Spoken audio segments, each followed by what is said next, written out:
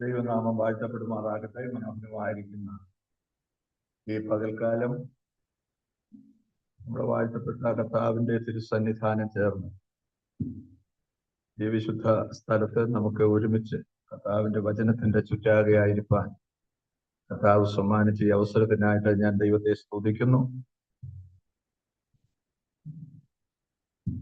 ലീഡ്സിലുള്ള IPC ദൈവസഭയുടെ ശുശ്രൂഷകനും കർത്താവിൽ പ്രസിദ്ധനുമായിരിക്കുന്ന കർത്താവിന്റെ വിലയേറിയ ദാസൻ, ബഹുമാന്യനായിരിക്കുന്ന സേവ്യർ പാസ്റ്റർ അവர்கள், അദ്ദേഹത്തിന്റെ കുടുംബം, ഇവിടെ കടന്നു വന്നിട്ടുള്ള വാത്സല്യ ദൈവമക്കൾ, വാത്സല്യ സഹോദരങ്ങൾ, കുഞ്ഞുങ്ങൾ, I greet you all in the precious and matchless name of our Lord and Savior Jesus Christ. ഞങ്ങളുടെ ജീവിതത്തില് വലിയ ഒരു ഭാഗ്യ പദവിയായി ഞങ്ങൾ ഇതിനെ കാണുകയാണ്. കഴിഞ്ഞ 21-ാം തീയതി ഞങ്ങൾ UK എത്തിച്ചേർന്നു.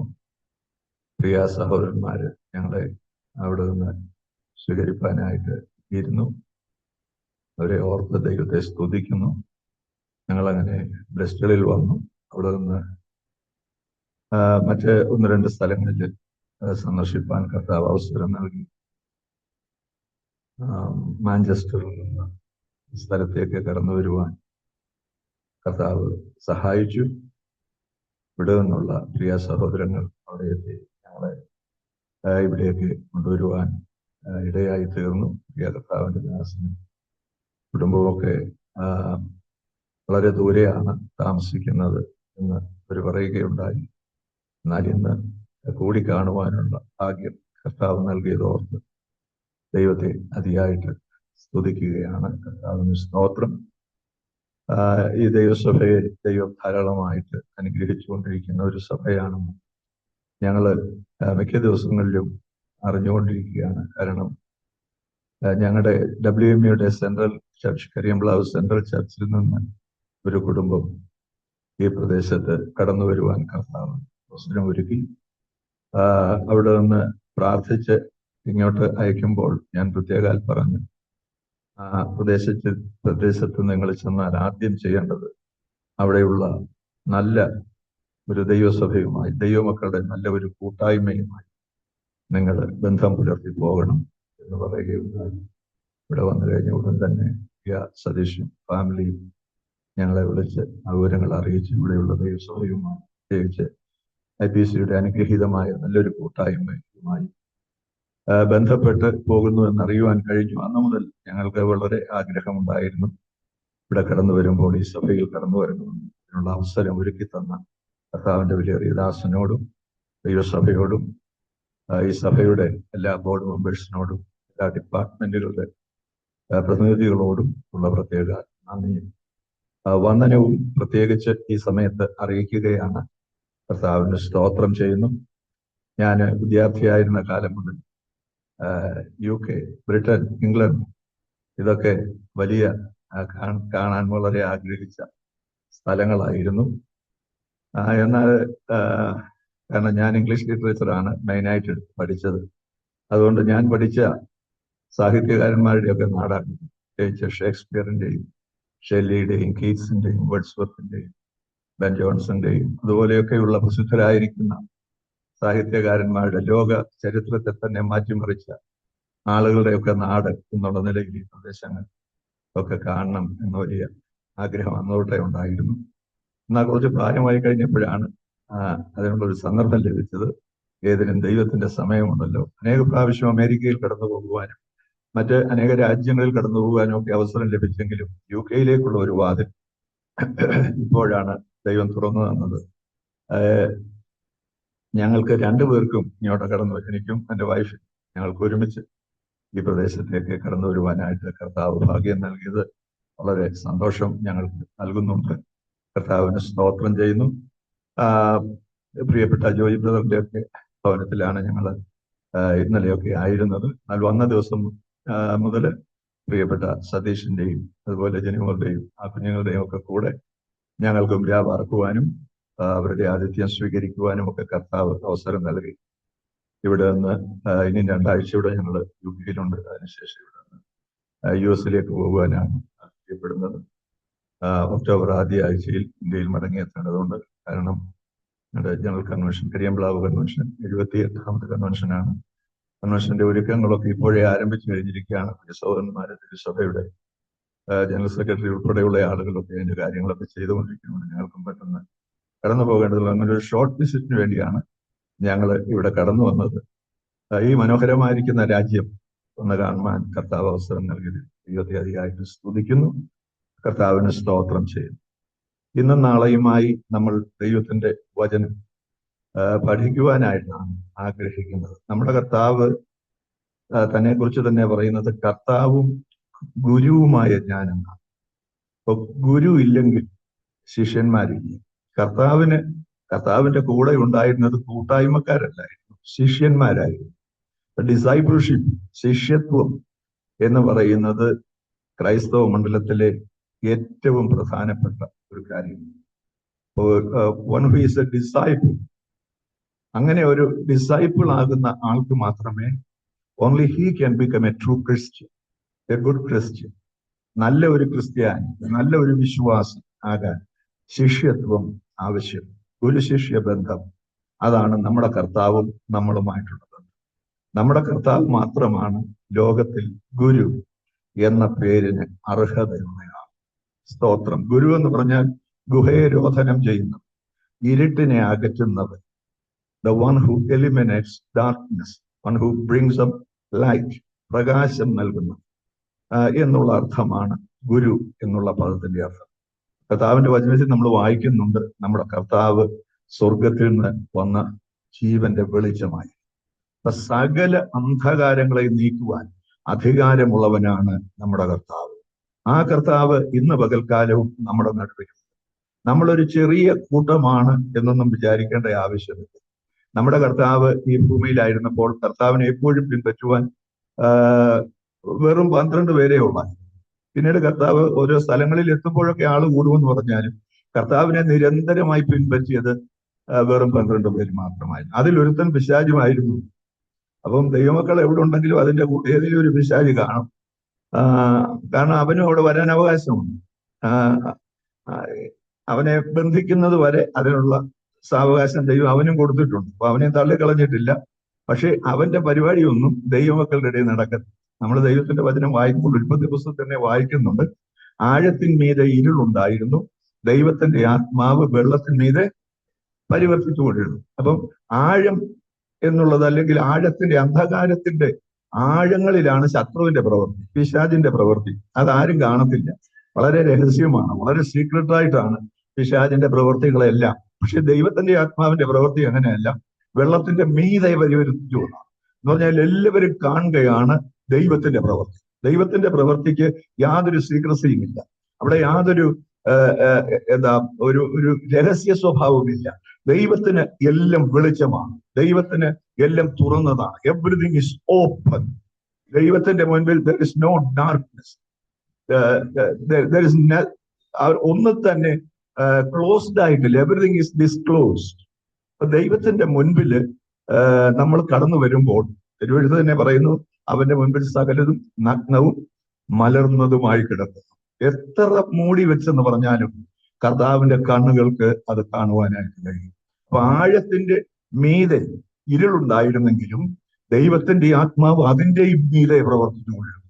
അപ്പൊ ഇന്ന് പകൽക്കാലവും ഏത് അന്ധകാര ശക്തിയുടെ മേലും പ്രവർത്തിക്കാൻ കഴിയുന്ന ദൈവത്തിന്റെ പരിശുദ്ധാത്മാവിന്റെ സാന്നിധ്യം നമ്മുടെ നടുവിലുണ്ട്. നമ്മുടെ ജീവിതത്തിനെതിരെ, നമ്മുടെ അനുഗ്രഹത്തിനെതിരെ പോരാടുന്ന അന്ധകാര ശക്തികളുടെ മേൽ പ്രവർത്തിക്കുവാൻ കഴിയുന്ന പരിശുദ്ധാത്മാവിന്റെ ശക്തി ഇന്ന് പകൽക്കാലവും നമ്മുടെ നടുവിലുണ്ട്. അതിൽ നമ്മൾ സംശയിക്കേണ്ട.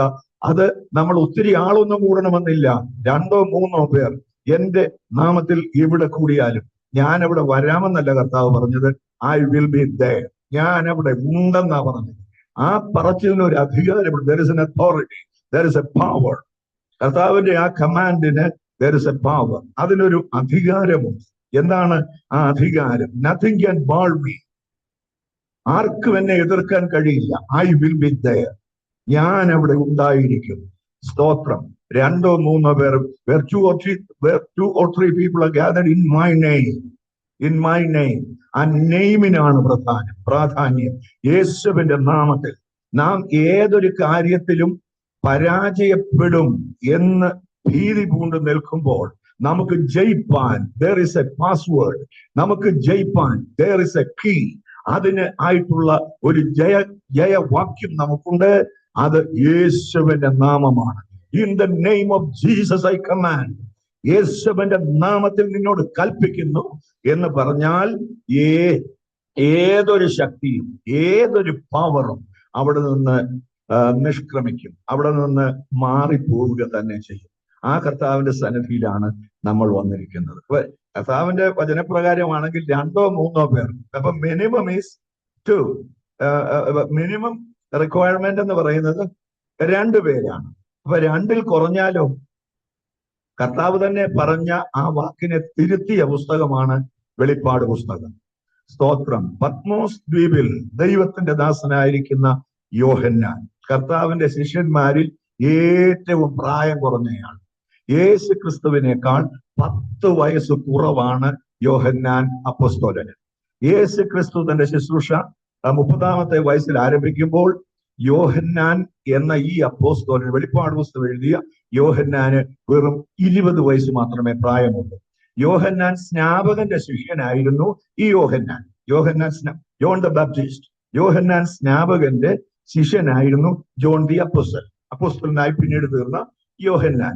അങ്ങനെ ജോൺ ദ ബാപ്റ്റിസ്റ്റിനെ അല്ലെങ്കിൽ സ്നാപക യോഹന്നാനെ സർപ്പസന്തതികളെ വരുവാനുള്ള കോപത്തിൽ നിന്ന് ഒഴിഞ്ഞിരിപ്പാൻ നിങ്ങൾക്ക് ഉപദേശിച്ചു തന്നത് എന്ന് ചോദിച്ചുകൊണ്ട് അതിശക്തമായ തീപ്പൊരി പ്രസംഗവുമായി യോർദാന്റെ മണൽത്തിട്ടയിൽ നിൽക്കുന്ന യോഹന്നാൻ സ്നാപകന്റെ അടുക്കലേക്ക് യേശു കർത്താവ് മന്നം നടന്നു വരികയാണ്. യേശുവിനെ നോക്കിക്കൊണ്ട് അന്ന് യോഹന്നാൻ സ്നാപകൻ പറഞ്ഞു, "Behold the Lamb of God that takes away the sins of the world." കണ്ടാലും ലോകത്തിന്റെ പാപങ്ങളെ ചുമന്നൊഴിക്കുന്ന ദൈവത്തിന്റെ കുഞ്ഞാട്. അപ്പൊ ലോകത്തിന്റെ മുഴുവൻ പാപങ്ങളെ ചുമന്നൊഴിക്കാൻ ഒരു കുഞ്ഞാടില്ലായിരുന്നു. ഉൽപ്പത്തി പുസ്തകത്തിൽ വായിക്കുമ്പോൾ മനുഷ്യന്റെ പാപപരിഹാരത്തിനായി ഒരു കുഞ്ഞാട് അറുക്കപ്പെടുന്നുണ്ട്. ആ കുഞ്ഞാടിന്റെ തുകൽ കൊണ്ട് മനുഷ്യനെ ധരിപ്പിക്കുന്നുണ്ട്. 2-ാമത്തെ പുസ്തകമായ പുറപ്പാട് പുസ്തകത്തിലേക്ക് അപ്പോൾ ഉൽപ്പത്തിയിൽ ഒരു വ്യക്തിക്ക് വേണ്ടി ഒരു കുഞ്ഞാട്. പുറപ്പാട് പുസ്തകത്തിലേക്ക് വരുമ്പോൾ 12-ാം അധ്യായത്തിൽ പെസഹ സ്ഥാപിക്കുന്നു. പാസ്കൽ ലാം, പെസഹ കുഞ്ഞാട്. ആ പെസഹ കുഞ്ഞാട് ഒരു കുടുംബത്തിന് വേണ്ടിയുള്ളതാണ്. അപ്പൊ ഉൽപ്പത്തിയിൽ ഒരു വ്യക്തിക്ക് വേണ്ടിയും പുറപ്പാടിൽ ഒരു കുടുംബത്തിന് വേണ്ടി. ലേവ്യ പുസ്തകത്തിലേക്ക് വരുമ്പോൾ അവിടെ നമ്മൾ കാണുന്നത് അവിടെ ഒരു സമൂഹത്തിന് വേണ്ടി അല്ലെങ്കിൽ ഒരു രാജ്യത്തിന് വേണ്ടി, ഒരു ജാതിക്ക് വേണ്ടി ഒരു കുഞ്ഞാടാണ്. സ്തോത്രം.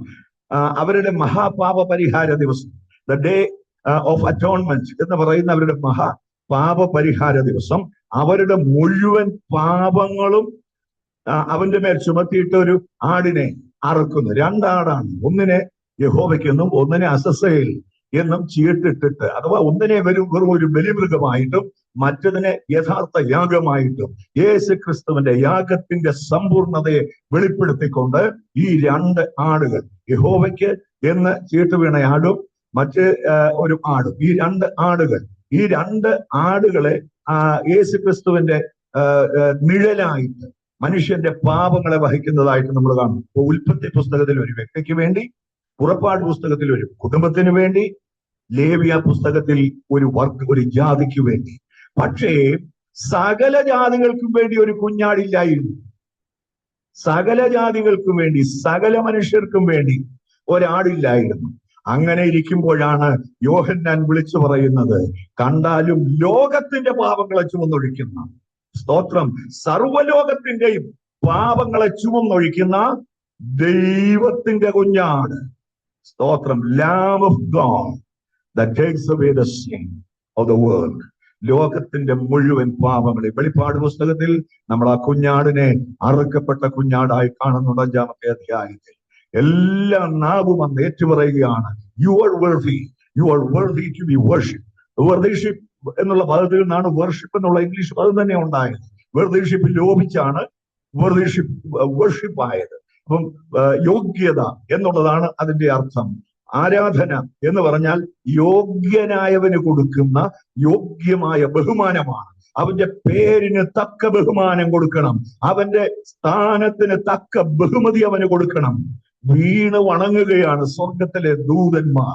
24 മൂപ്പന്മാർ തങ്ങളുടെ കിരീടങ്ങൾ താഴെ ഇട്ടുകൊണ്ട്, നീയാണ് യോഗ്യൻ, നീ അറുക്കപ്പെട്ടു. 1000 കോടി അയോഗ്യന്മാരുടെ നടുവിൽ ഒരുവൻ യോഗ്യനായി തല ഉയർത്തി നിൽക്കുകയാണ്. നമുക്ക് അന്തസ്സോടെ, അഭിമാനത്തോടെ, ജയത്തോടെ നമുക്ക് പ്രഖ്യാപിക്കുവാൻ ഒരു ജയനാമമുണ്ട്. അത് യേശുവിന്റെ നാമമാണ്. ഹല്ലേലൂയ. അവന്റെ നാമത്തിൽ സ്വർലോകരുടെയും ഭൂലോകരുടെയും അധോലോകരുടെയും മുഴങ്കാലൊക്കെയും മടങ്ങി. Every knee shall bow in the name of Jesus, in the powerful and authoritative name of Jesus. Every knee shall bow. എല്ലാം അതുപോലെ തന്നെ every tongue shall confess that Jesus Christ is the Lamb of God. യേശു ക്രിസ്തു മാത്രമാണ് ദൈവം, അവനാണ് ദൈവത്തിന്റെ കുഞ്ഞാടെന്ന് every tongue shall confess and every knee shall bow. എല്ലാ മുഴങ്കാലും എല്ലാ ശിരസും നമിക്കും. Hallelujah. Every head will bow down. എല്ലാ ശിരസും നമിക്കും. സ്തോത്രം ആ യേശുവിന്റെ നാമത്തിൽ. സ്തോത്രം. അവരെ നോക്കിക്കൊണ്ട് 4 ജീവികൾ, 24 മൂപ്പന്മാർ, സ്വർഗമണ്ഡലങ്ങളിലുള്ള സകല ദൂതവ്യൂഹങ്ങളും ഒരുമിച്ച് ഏകസ്വരത്തിൽ പറയുന്നു, in one word they are saying, you are worthy, you are worthy, you deserve our worship. ഞങ്ങളുടെ ആരാധനയ്ക്ക് യോഗ്യൻ നീ മാത്രമാണ്. ഇന്ന് പകൽക്കാലം കടന്നു വന്നിരിക്കുന്ന ദൈവത്തിന്റെ പൈതലേ, 2 3 പേരല്ല, പത്മോസ് ദ്വീപിൽ ഏകനായിരുന്ന ആ യോഹന്നാന്റെ അടുക്കൽ പോലും യേശു ചെന്നെങ്കിൽ 2 3 പേർ എന്റെ നാമത്തിൽ വന്നാൽ ഞാൻ അവരുടെ നടുവിലുണ്ടെന്ന് പറഞ്ഞ കർത്താവ് 2 വേണ്ട 3 വേണ്ട, ഒരാൾ മാത്രമുണ്ടെങ്കിലും അവരെ തള്ളിക്കളയുന്നവനല്ല. നീ ഏകനായിട്ടിരിക്കുമ്പോഴും, നീ തനിയെ ഇരിക്കുമ്പോഴും നിന്റെ അടുക്കലേക്ക് വന്ന് നിന്റെ പ്രശ്നങ്ങൾക്ക് പരിഹാരം തരുന്ന ഒരു യേശു ഇന്ന് പകൽക്കാലം നമ്മുടെ നടുവിലുണ്ട്.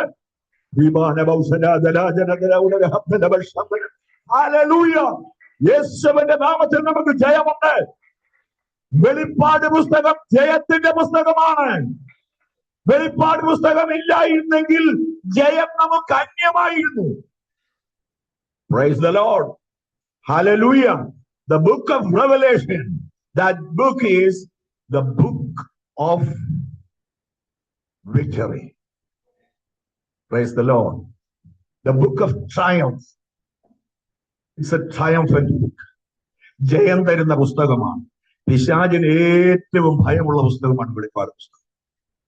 പിശാച് എന്തെല്ലാം ദുരുപദേശങ്ങൾ തിരികെ കയറ്റാമോ അതെല്ലാം കയറ്റിയിട്ടുള്ള ഒരു പുസ്തകമാണ് വെളിപ്പാട് പുസ്തകം. സ്തോത്രം. ഇത് വായിക്കരുതെന്ന് പിശാച് ആളുകളോട് പറഞ്ഞു, ഇത് തുറക്കരുത് എന്ന് പറഞ്ഞു, ഇത് കെട്ടുകഥയാണ്, വെറും അലിഗറിയാണ് എന്ന് പറഞ്ഞു. ജോൺ ബനിയന്റെ പരദേശി മോക്ഷയാത്ര പോലെ, ദ പിൽഗ്രിംസ് പ്രോഗ്രസ് എന്ന ആ നോവൽ പോലെ ഒരു അലിഗറിയാണിത്. It's not true. It's not real. It's symbolic. It's only spiritual. എന്നൊക്കെ മനുഷ്യനെ പഠിപ്പിച്ചു. പക്ഷേ കാലം മുൻപോട്ട് പോയി, ദൈവവചനത്തിന്റെ പഠനത്തിന് മാറ്റം വന്നില്ല. അതാത് കാലത്ത് തിരുവെഴുത്തിനെ നന്നായി പഠിക്കുകയും പഠിപ്പിക്കുകയും ചെയ്യുന്ന ആളുകളെ സ്വർഗത്തിലെ ദൈവം എഴുന്നേൽപ്പിച്ചു. കാരണം ഈ പുസ്തകം സ്വർഗത്തിലെ പുസ്തകമാണ്, ദൈവത്തിന്റെ നിത്യമായ പുസ്തകമാണ്. ഈ പുസ്തകം കൈകാര്യം ചെയ്യാൻ സ്വർഗത്തിലെ ദൈവത്തിന്റെ അഭിഷേകം ആവശ്യമാണ്. മാനുഷിക പഠനം കൊണ്ട് അത് നടക്കത്തില്ല. ഇവിടുത്തെ ഏത് PhD എടുത്താലും അത് നടക്കത്തില്ല. ഇത് പഠിക്കണമെങ്കിൽ, ഇത് പഠിപ്പിക്കണമെങ്കിൽ ഉയരത്തിൽ നിന്നുള്ള PhD വേണം. Praise the Lord. കാരണം this is the book of victory in our life. നമ്മുടെ ജീവിതത്തിലെ ജയത്തിന്റെ പാസ്വേഡാണ്, ജയത്തിന്റെ പാസ്കോഡാണ്. സ്തോത്രം. ഇതുണ്ടെങ്കിലേ തുറക്കുള്ളൂ ബാക്കി അനുഗ്രഹങ്ങൾ. ഇത് വിക്ടറിയുടെ കീയാണ്, താക്കോലാണ്. സ്തോത്രം. കർത്താവിന്റെ ദാസൻ പറഞ്ഞ പോലെ നമ്മള് ഇന്നോ നാളെയോ ഒന്നുകൊണ്ട് നമുക്ക് ഇതിന്റെ ഒരു തീരത്ത് പോലും എത്താനോ. നമ്മൾ സമുദ്രം നമ്മൾ പറയും ഞങ്ങൾ കടല് കാണാൻ പോയത്. നമ്മൾ കടല് കണ്ടോ? കടലിന്റെ എവിടെയാ നമ്മൾ കാണുന്നത്? കടൽ എവിടെയാ? സ്തോത്രം. ഭൂമിയുടെ 2/3 കടലാ. 1/3 ഉള്ളൂ കര. നിങ്ങളൊരു ഭൂപടം എടുത്തിട്ട് ആ ഭൂപടം ഒന്ന് നിവർത്ത് വെച്ചിട്ട് കടലിന്റെ അപ്പുറവും ഇപ്പുറവുമുള്ള സ്ഥലങ്ങൾ തമ്മിൽ ഒന്ന് കൂട്ടി യോജിപ്പിച്ച് നോക്കിയ കൃത്യം യോജിക്കും. സ്തോത്രം. വടക്കേ അമേരിക്കയും തെക്കേ അമേരിക്കയുള്ള ആ ഭാഗവും ആഫ്രിക്കയുടെ ആ ഭാഗവും ആ കടൽ അങ്ങോട്ട് മാറ്റി കളഞ്ഞേച്ച് ബാക്കി ഒന്ന് ചേർത്തി കൃത്യം ഭൂപടത്തിൽ കൃത്യം ഒന്നായിട്ടുണ്ട്. എന്ന് പറഞ്ഞാൽ ഈ ഭൂമി ഒന്നായിരുന്നു. ഇടയ്ക്ക് വിള്ളലുണ്ടായി. സ്തോത്രം. വിഭജിക്കപ്പെട്ടു. ഭൂഖണ്ഡങ്ങളായി ഇത് വിഭജിക്കപ്പെട്ടു. ഇടയ്ക്ക് വെള്ളം കയറി സമുദ്രങ്ങളായിട്ടത് മാറി. നേരത്തെ ആ സമുദ്രം ഒരിടത്തും കര വേറൊരിടത്തുമായി. വെള്ളമെല്ലാം ഒരു സ്ഥലത്ത് കൂടട്ടെ എന്നല്ലേ ദൈവം പറഞ്ഞു. അല്ലാതെ വെള്ളമെല്ലാം 7 സമുദ്രമാകട്ടെ എന്ന് പറഞ്ഞില്ല. സ്തോത്രം. വെള്ളമെല്ലാം ഒരു സ്ഥലത്ത് കൂടി ഒറ്റ സമുദ്രം, ബാക്കിയെല്ലാം കരയാകട്ടെ എന്ന് പറഞ്ഞ ഒറ്റക്കര. അങ്ങനെയായിരുന്നേ നമുക്ക് അമേരിക്കയിലേക്ക് വരുവാൻ കൊച്ചിയിൽ നിന്ന് ട്രെയിനിൽ കയറിയാൽ മതിയായിരുന്നു. ഫ്ലൈറ്റിലൊന്നും കയറി ഇത്രയും വരണ്ടായിരുന്നു. UK വരാനൊക്കെ നമുക്ക് ഇപ്പൊ ഞാൻ തിരുവല്ലക്കാരനാണ്, ഞാൻ റാന്നിക്കാരൻ. എനിക്ക് റാന്നിയിൽ നിന്ന് നേരിട്ട് തിരുവല്ലായി വന്നിട്ട് തിരുവല്ലായിൽ നിന്ന് ട്രെയിനിൽ കയറി അല്ലെങ്കിൽ ലണ്ടനിൽ വരാൻ തടസ്സം വന്നു. എവിടെയാ വന്നത്? കടൽ വന്നത് കൊണ്ട്. അതുകൊണ്ട് ഫ്ലൈ ചെയ്യാതൊക്കെ അല്ലെങ്കിൽ കപ്പലിൽ പോകും. പണ്ടൊക്കെ നമ്മൾ മണിക്കൂറുകൾ കൊണ്ട് വരുന്നത് പണ്ടൊക്കെ മാസങ്ങൾ എടുത്താ പോയിക്കൊണ്ടിരുന്നത്. 2-3 മാസമൊക്കെ കപ്പലിൽ താമസിച്ച അമേരിക്കയിലേക്കും UK ഒക്കെ ആളുകൾ നമ്മുടെ കേരളത്തിൽ നിന്നൊക്കെ പോയിക്കൊണ്ടിരുന്നു. കർത്താവിന് സ്തോത്രം ചെയ്യുന്നു. ഹല്ലേലൂയ. അപ്പോ ദൈവത്തിന്റെ വചനം ഒരു വലിയ കടലാണ്, ആഴക്കടലാണ്. അതിന്റെ ഒരു തീരത്തും നമുക്ക് പെട്ടെന്നൊന്നും ചെല്ലാനൊക്കത്തില്ല. നമ്മൾ കടല് കാണുന്ന പോലെ ഉള്ളൂ. നമ്മൾ കടല് കാണാൻ ഇപ്പൊ UK ഇവിടെ കടലുള്ളതെന്ന് എനിക്കറിയത്തില്ല. അപ്പൊ എവിടാണെങ്കിലും നമ്മൾ ആ തീരത്ത് പോയി നിന്ന് കണ്ടേച്ച് തിരമാലയൊക്കെ ഇങ്ങോട്ട് വരുന്നത് കണ്ടേച്ച് നല്ല ഒരു തിരമാല വന്നാൽ പുറകോട്ട് കുറച്ച് ഓടിയേച്ച് നമ്മൾ തിരിച്ചു വന്ന് വീമ്പ് പറയും. എന്താ? എവിടെ പോയിരിക്കുകയായിരുന്നു നിങ്ങള്? ഞങ്ങൾ കടല് കാണാൻ പോയത്. ഇവിടെ കടല് നമ്മൾ കണ്ടോ? കടലിൽ എന്തൊക്കെയാ ഉള്ളത്? ആദ്യ ജീവൻ ഉണ്ടായത് കടലിലാണെന്ന് ശാസ്ത്രം പറയുന്നു. പക്ഷേ ദൈവത്തിന്റെ വചനം പറയുന്നു, സ്വർഗത്തിലെ ദൈവമാണ് കടലിലെയും കരയിലെയും സകല ജീവികളെയും നിർമ്മിച്ചത്. ജീവൻ എവിടെ ഉണ്ടായാലും അതിന്റെ ഉറവിടം ദൈവം തന്നെയാണ്. സ്തോത്രം. ശാസ്ത്രത്തിന് അത് നിഷേധിക്കാൻ കഴിയില്ല. പൊട്ടത്തെറ്റല്ലേ ഇവര് പറയുന്നതേ ഉള്ളൂ. ആ പറയുന്നതെല്ലാം യൂണിവേഴ്സിറ്റികൾ പുസ്തകമായിട്ട് അച്ചടിച്ച് ഈ പൊട്ടത്തെറ്റുകൾ പഠിപ്പിക്കുന്നതേ ഉള്ളൂ. യഥാർത്ഥ സത്യം ആധുനിക ശാസ്ത്രം വെളിപ്പെടുത്തിക്കൊണ്ടിരിക്കുകയാണ്. സ്തോത്രം. ക്വാണ്ടം തിയറിയാണ് ഇന്നത്തെ മെയിൻ ശാസ്ത്രീയ വിഷയം. Quantum physics. ക്വാണ്ടം ഫിസിക്സ് എന്ന് പറഞ്ഞാൽ അണുവിനെ കുറിച്ച് പഠിക്കുന്ന ശാസ്ത്രമാണ്, അണുശാസ്ത്രമാണ്. പരമാണുക്കളെ കുറിച്ച് പഠിക്കുന്ന ശാസ്ത്രമാണ്. നമ്മൾ സ്കൂളിലും കോളേജിലും ഒക്കെ പഠിച്ചുകൊണ്ടിരുന്ന ശാസ്ത്രം എന്ന് പറഞ്ഞാൽ ആറ്റമിനെ വീണ്ടും പാർട്ടിക്കിളുകളാക്കിയിട്ട് ആ പാർട്ടിക്കിളുകളെ വീണ്ടും പാർട്ടിക്കിൾസ് ആക്കിയിട്ട് അങ്ങനെയുള്ള ഒരു പഠനം നമുക്ക് അന്നില്ലായിരുന്നു. ഉണ്ടെന്ന് നമ്മൾ പോയി കണ്ടത് ആകെപ്പാടെ ആറ്റം വരെയാണ്. പക്ഷെ ആറ്റത്തിനെ ഡിവൈഡ് ചെയ്ത് ഇങ്ങനെ കോടാനുകോടിയായിട്ട് ബില്യൺസ് ആയിട്ട് ഡിവൈഡ് ചെയ്തുള്ള പഠനം അന്നില്ല. അന്നുള്ളത് ഈ വലിയ കാര്യങ്ങളാണ്. എന്താ? നക്ഷത്രങ്ങളെ കുറിച്ച്, ആകാശത്തെ കുറിച്ച്, ഇങ്ങനെയൊക്കെ നമുക്ക് പരീക്ഷയിൽ കാണാവുന്നതാണ്. ഇന്നത്തെ ശാസ്ത്രം അതല്ല. ഇന്ന് ക്വാണ്ടമാണ്. Quantum means very minute particles. ഏറ്റവും ചെറുതായിരിക്കുന്ന സൂക്ഷ്മാണുക്കളെ കുറിച്ചുള്ള ശാസ്ത്രം. ഇത് പഠിച്ചു വന്നപ്പോഴാണ് ശാസ്ത്രം പറയുന്നു, ബൈബിൾ പറയുന്നത് കൃത്യമാണ്, ബൈബിൾ പറയുന്നത് സത്യമാണ്. സ്തോത്രം. ഹല്ലേലൂയ. ആധുനിക ശാസ്ത്രജ്ഞന്മാര് തലകുനിച്ച് സമ്മതിക്കുക. ഞാന് മാഞ്ചസ്റ്ററിലെ ബൈബിളും സയൻസ് ശാസ്ത്രവും കൂടെ ചേർത്തുള്ള ദൈവത്തിന്റെ എക്സിസ്റ്റൻസ് ഓഫ് ഗോഡ്, അതിനെക്കുറിച്ചായിരുന്നു ക്ലാസ് എടുത്തത്.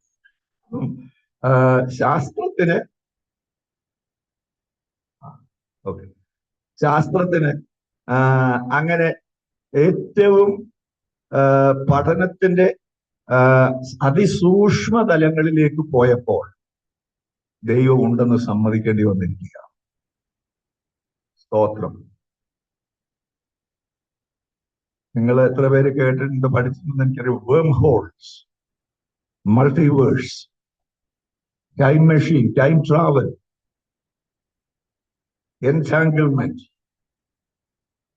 ഇതൊക്കെ ആധുനിക ശാസ്ത്രത്തിന്റെ പഠന വിഷയമാണ്. ഇപ്പൊ കുട്ടികളൊക്കെ ചിലപ്പോൾ പഠിക്കുന്നുണ്ടായിരിക്കും, പഠന വിഷയമാണ്. ഇതൊക്കെ വിളിച്ചു പറയുന്നത് എന്താ? വചനം കൃത്യമാണ്.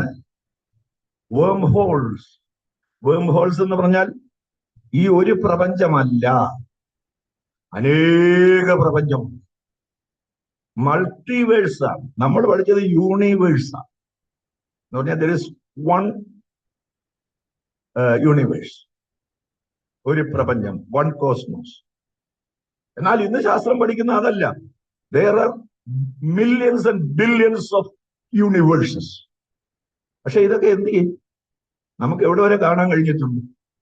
നമുക്ക് ചന്ദ്രനിൽ പോലും വളരെ വിഷമിച്ച് ചെന്നെന്നാ പറയുന്നത്. ഉള്ളതാണോ നമുക്കറിയത്തില്ല.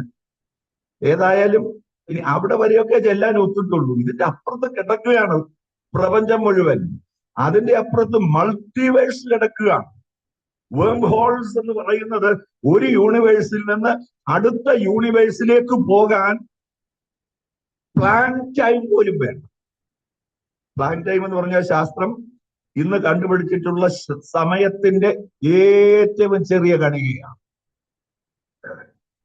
നമുക്കറിയാവുന്ന സമയത്തിന്റെ ഏറ്റവും ചെറിയ ഭാഗം എന്ന് പറയുന്നത് എന്താ? സെക്കൻഡ് അല്ലേ? മണിക്കൂർ, മിനിറ്റ്, സെക്കൻഡ്. ആ സെക്കൻഡിനെ വീണ്ടും വിഭജിച്ച് മില്യൺ കണക്കിനായിട്ട് വിഭജിച്ച് nano second, micro second, nano second, femto second. ആ ഫെംറ്റോ സെക്കൻഡിനെ, ഇതെല്ലാം ഒരു സെക്കൻഡിനെ കോടാനുകൂടിയായിട്ട് വിഭജിച്ചതാണ്. കൃത്യമായി പറയണമെങ്കിൽ എനിക്ക് അതിന് തന്നെ ഒരു വളരെ സമയം എടുക്കേണ്ടി വരും. ഞാൻ അതുകൊണ്ട് അതിലേക്ക് കടക്കുന്നില്ല. അപ്പൊ ഈ ഫെംറ്റോ സെക്കൻഡ് ഏറ്റവും ചെറിയ സമയമായിട്ട് കണ്ടത്. ആ ഫെംറ്റോ സെക്കൻഡിനെയും ജർമ്മനിയിലുള്ള ഒരു ശാസ്ത്രജ്ഞൻ വീണ്ടും വിഭജിച്ചു. അദ്ദേഹത്തിന്റെ പേരാണ് മാക്സ് പ്ലാങ്ക്. അദ്ദേഹം വിഭജിച്ചെടുത്ത സമയത്തിന്റെ ആ ചെറിയ കണികയെ പറയുന്നത് പ്ലാങ്ക് ടൈം എന്നാണ്. പ്ലാങ്ക് ടൈം എന്ന് പറഞ്ഞാൽ നമ്മളുടെ ആറ്റം, നമ്മളെല്ലാം ആറ്റം തന്നെ. നമ്മൾ ഈ ഇരിക്കുന്ന സകല സാധനങ്ങൾ, ഈ മേശ, ഈ ടേബിൾ ഉൾപ്പെടെ, ഈ മൈക്രോഫോൺ ഉൾപ്പെടെ, ഇവിടെ ഇരിക്കുന്ന ഉപകരണങ്ങൾ ഉൾപ്പെടെ, നമ്മൾ ഉൾപ്പെടെ സകലതും ഉണ്ടായിരിക്കുന്നത് ആറ്റങ്ങൾ കൂടിയാണ്. ഓരോ ഒരാറ്റം നമുക്ക് കാണാനൊന്നും കഴിയില്ല. ആറ്റങ്ങളുടെ അകത്ത് പ്രോട്ടോണും ന്യൂട്രോണും ഇലക്ട്രോണും ഉണ്ട്. അതിന്റെ അകത്തെ പ്രോട്ടോൺ എന്ന ഘടകം, ആറ്റത്തിന്റെ അകത്തുള്ള അതിന്റെ ന്യൂക്ലിയസിലുള്ള പ്രോട്ടോൺ എന്ന ഘടകത്തെ ബില്യനായിട്ട് വീണ്ടും വിഭജിക്കുന്നു. വിഭജിച്ചിട്ട് അതിലൊരു കഷണം എടുക്കുന്നു. ഒരു ചെറിയ പീസ്. ഇപ്പൊ എത്രയും കാണും? വീലുണ്ടോ? ശാസ്ത്രം പക്ഷെ അത് ചെയ്തു. എടുത്തിട്ട് അതിന്റെ അകത്തൂടെ പ്രകാശത്തെ കടത്തി. പ്രകാശത്തിന്റെ വേഗത എത്ര? നമുക്ക് നമ്മുടെ വീട്ടിൽ നിന്ന് ഇവിടെ വരാൻ എത്ര സമയം വേണ്ടി വന്നു? ഓരോരുത്തരും ഒന്ന് ചിന്തിച്ചു അല്ലെ? എത്ര സമയം എടുക്കും? അതിൽ കൂടിയ ഒരു വേഗതയെ നമുക്ക് പോകാൻ ഒക്കും. നമ്മൾ സഞ്ചരിക്കുന്ന ഫ്ലൈറ്റുകൾ, പ്ലെയിനുകൾ, അതിന്റെ ആ വേഗത കഴിഞ്ഞു പോകാനും, നമ്മളയക്കുന്ന റോക്കറ്റ്, അതിനെ ഒരു കൃത്യ വേഗത വെച്ചിട്ടുണ്ട്, അതിന്റെ പ്രതിപാനും. പക്ഷെ ഏറ്റവും പ്രപഞ്ചത്തിലെ വേഗതയുള്ളത് പ്രകാശമാണ്. പ്രകാശത്തിന്റെ വേഗത എന്ന് പറയുന്ന ഒരു സെക്കൻഡിൽ 3 ലക്ഷം കിലോമീറ്റർ, അതായത് 1,86,000 മൈൽ പ്രകാശം സഞ്ചരിക്കും ഒരു സെക്കൻഡിൽ. അങ്ങനെ ഒരു മണിക്കൂറിലോ, ഒരു മിനിറ്റില് എത്ര, ഒരു മണിക്കൂറിൽ എത്ര, ഒരു ദിവസം എത്ര, ഒരു വർഷം എത്ര? അതിനെയാണ് ഒരു ലൈറ്റ് ഇയർ എന്ന് പറയുന്നത്, ഒരു പ്രകാശവർഷം. ഒരു സെക്കൻഡിൽ 3 ലക്ഷം കിലോമീറ്റർ വേഗത്തിൽ സഞ്ചരിക്കുന്ന പ്രകാശത്തിന് ആറ്റത്തിന്റെ അകത്തെ പ്രോട്ടോണിനെ കോടാനുകോടിയായിട്ട് വിഭജിച്ച് എടുത്ത ആ ചെറിയ കണിയെ ക്രോസ് ചെയ്യാൻ എത്ര സമയം വേണം? You can imagine. എത്രയും സമയം വേണം പറയാമോ? നമുക്കറിയത്തില്ല. ഇത് നമുക്ക് പറയാമെന്നല്ലാതെ നമുക്ക് ഈ ശാസ്ത്രജ്ഞന്മാര് കണ്ടുപിടിച്ച ആ കണ്ടുപിടുത്തത്തിൽ കൂടെ അവര് എങ്ങനെയോ കണ്ടുപിടിച്ചു എന്നല്ലാതെ നമുക്കിത് കാണാനും ഒക്കത്തില്ല. കാരണം അത്ര വേഗതയാ പോകുന്നതെന്ന് നമ്മൾ അറിയത്തില്ല. ആ വേഗതയിലും കവിഞ്ഞുള്ള വേഗതയാണ് കാഹളം ധ്വനിക്കുമ്പോൾ സഭ ഇവിടെ നിന്ന് എടുക്കപ്പെടുന്ന വേഗത. സ്തോത്രം. പ്ലാങ്ക് ടൈമിനേക്കാൾ വേഗത. പൗലോസ് പറയുന്ന കണ്ണിമയ്ക്കുന്നതിനിടയിൽ, in the twinkling of an eye. അന്നത്തെ കാലത്തെ സമയത്തിന്റെ ഏറ്റവും ചെറിയ കണ്ണിമയ്ക്കുന്നതായിരുന്നു. കണ്ണൊരുത്തൻ മനഃപൂർവ്വം അടച്ചിച്ച് താമസിച്ച് തുറന്നാലും അത് വ്യത്യാസം വരും. അപ്പൊ ഇന്നതല്ല, കമ്പ്യൂട്ടർ ഈസ് മാനേജിങ് എവറിഥിങ്. അപ്പൊ ആരുടെയും കണ്ണടപ്പും കണ്ണ തുറക്കലൊന്നും അവിടെ നടക്കത്തില്ല.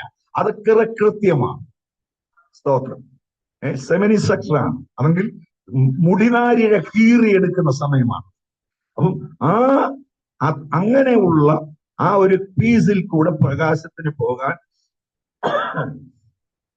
എത്ര സമയം വേണ്ടി വരും? ആ സമയത്തെയാണ് പ്ലാങ്ക് ടൈം എന്ന് പറയുന്നത്. സ്തോത്രം.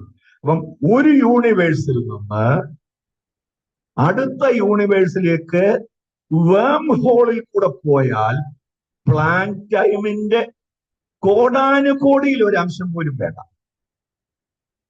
പിടി കിട്ടിയോ? ഞാൻ ചോദ്യം ചോദിച്ചാൽ നിങ്ങൾ ഉത്തരം പറഞ്ഞു.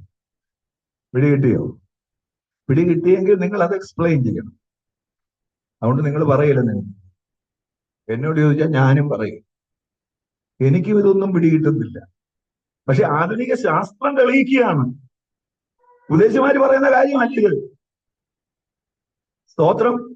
ആൽബർട്ട് ഐൻസ്റ്റൈൻ 20-ാം നൂറ്റാണ്ടിലെ ഏറ്റവും പ്രശസ്തനായ ശാസ്ത്രജ്ഞൻ.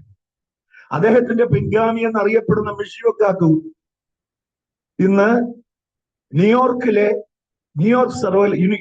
യൂണിവേഴ്സിറ്റിയിലെ ഫിസിക്സിന്റെ പ്രൊഫസറാണ്. ഈ നൂറ്റാണ്ട് 21-ാം നൂറ്റാണ്ടിലെ ആൽബർട്ട് ഐൻസ്റ്റൈൻ എന്നാണ് അദ്ദേഹം അറിയപ്പെടുന്നത് തന്നെ. അദ്ദേഹം ഒക്കെ ഉൾപ്പെടെയുള്ള ആളുകൾ കണ്ടുപിടിച്ച സ്ട്രിംഗ് തിയറി, ഈ തിയറി പറയുകയാണ് ഒരു വേം ഹോളിൽ കൂടെ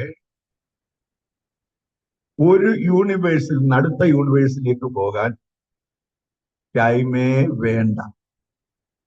ഇവിടെ വാതൊക്കെ ചെല്ലുമ്പോഴേ അപ്പുറത്ത് ചെന്ന് കഴിയും. നമുക്ക് അങ്ങനെ ചെല്ലാനോ പോകും. അപ്പൊ നമ്മൾ സ്വർഗത്തിൽ കർത്താവിന്റെ അടുക്കൽ എത്ര സമയം എടുക്കും?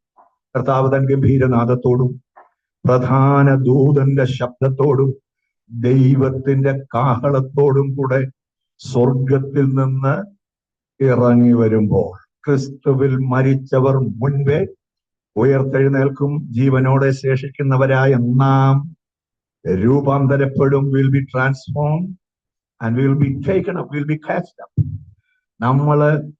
Will be caught up. നമ്മള് എടുക്കപ്പെടും. നമ്മളെ വലിച്ചെടുത്തോണ്ട് പോകുന്നു.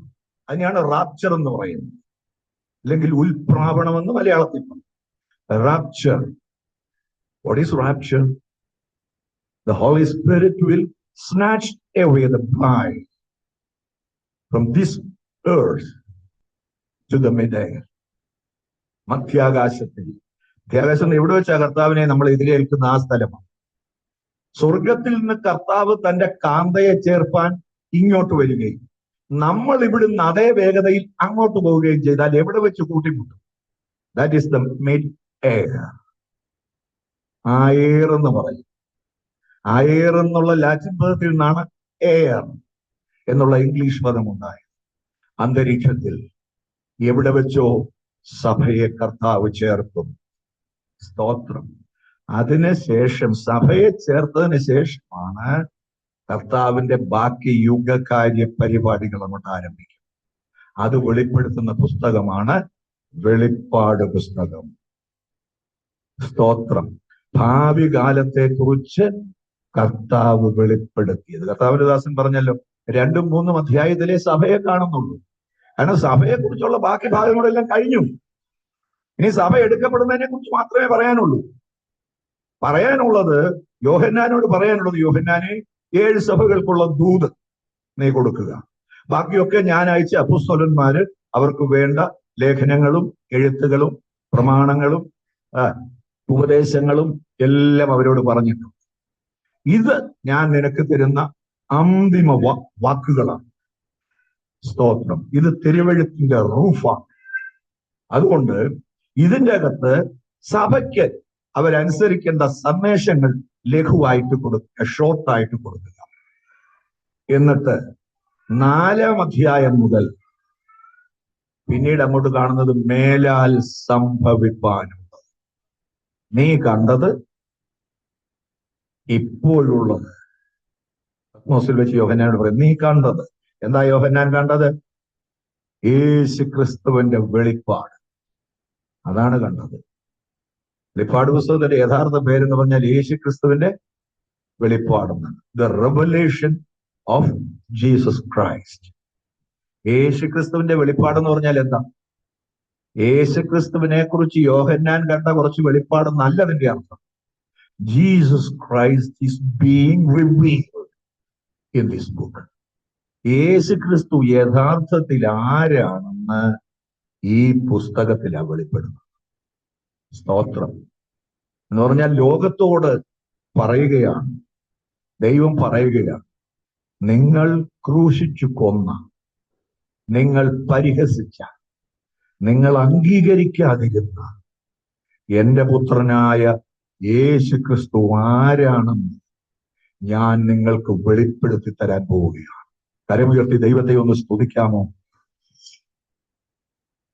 ഹല്ലേലൂയ. യോഹന്നാൻ പറഞ്ഞു, എഴുതുക, ഞാൻ പറയുന്നത് നീ എഴുതുക, നീ കാണുന്നത് എഴുതുക, നീ കേൾക്കുന്നത് എഴുതുക.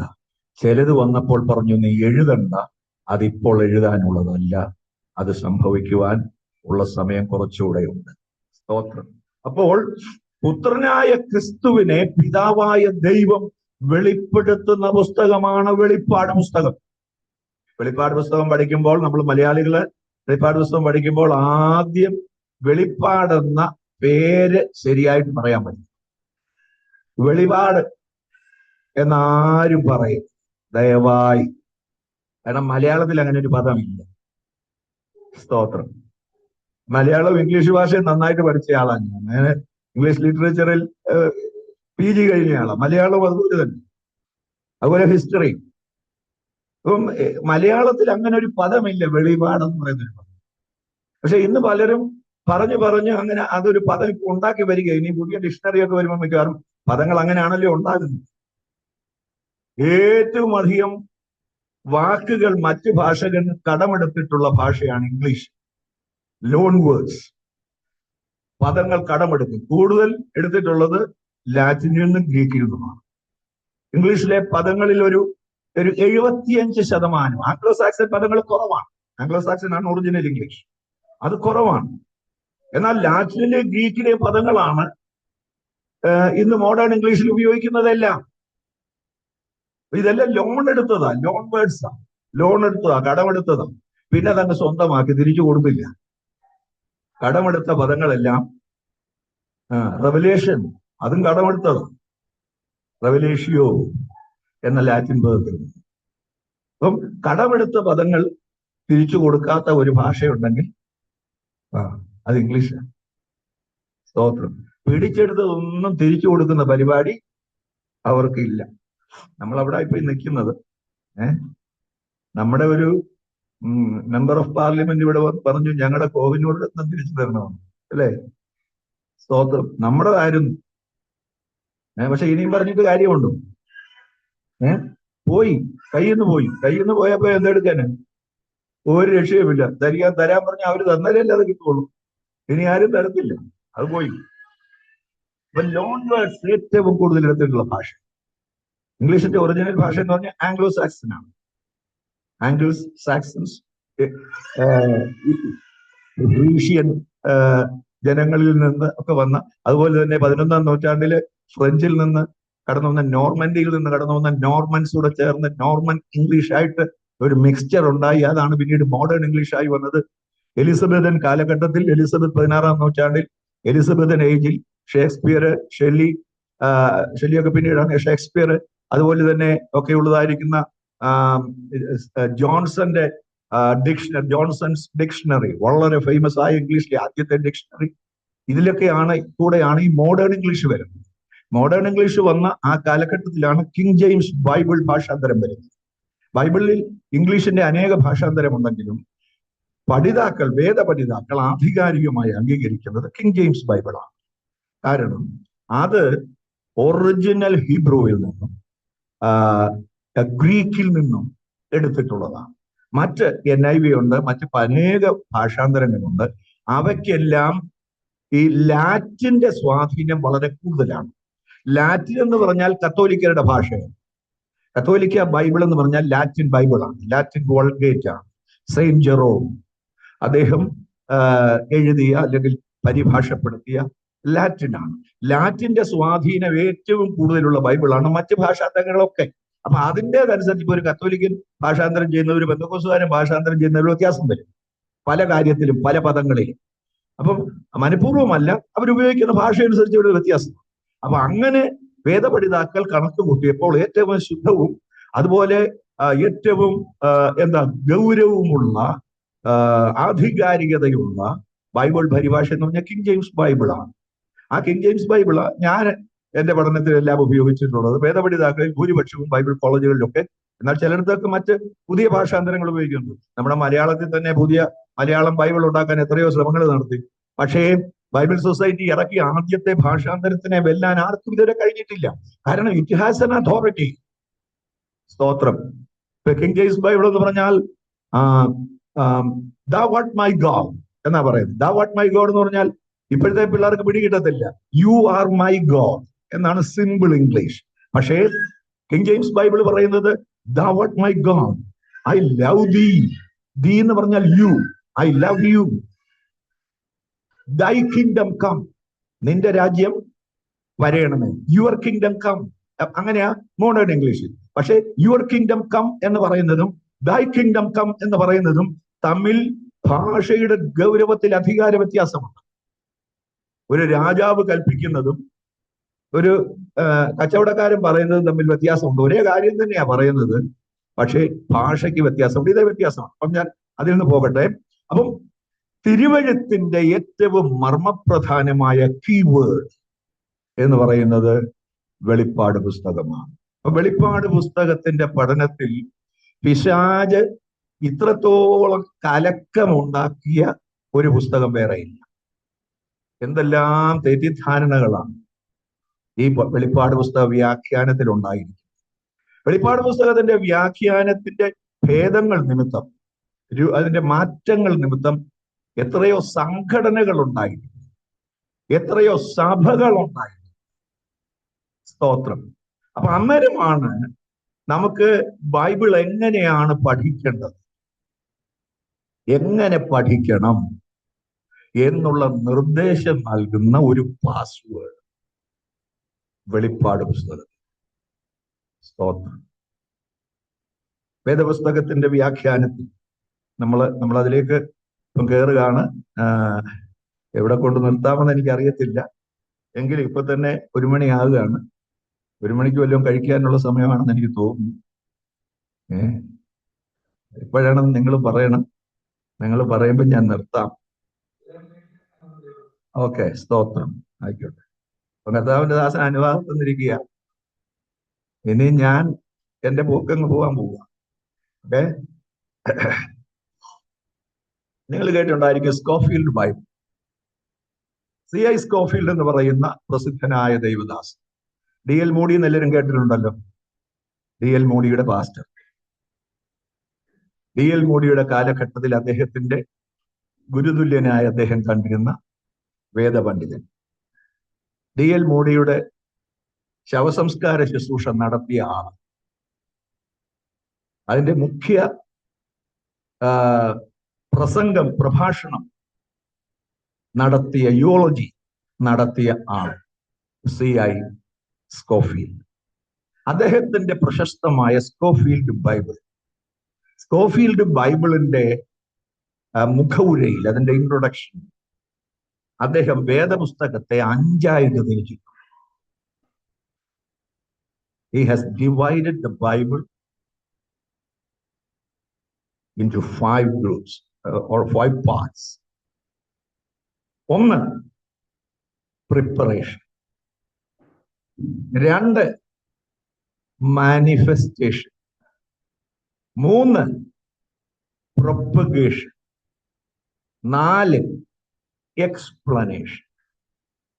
5, കൺസമേഷൻ.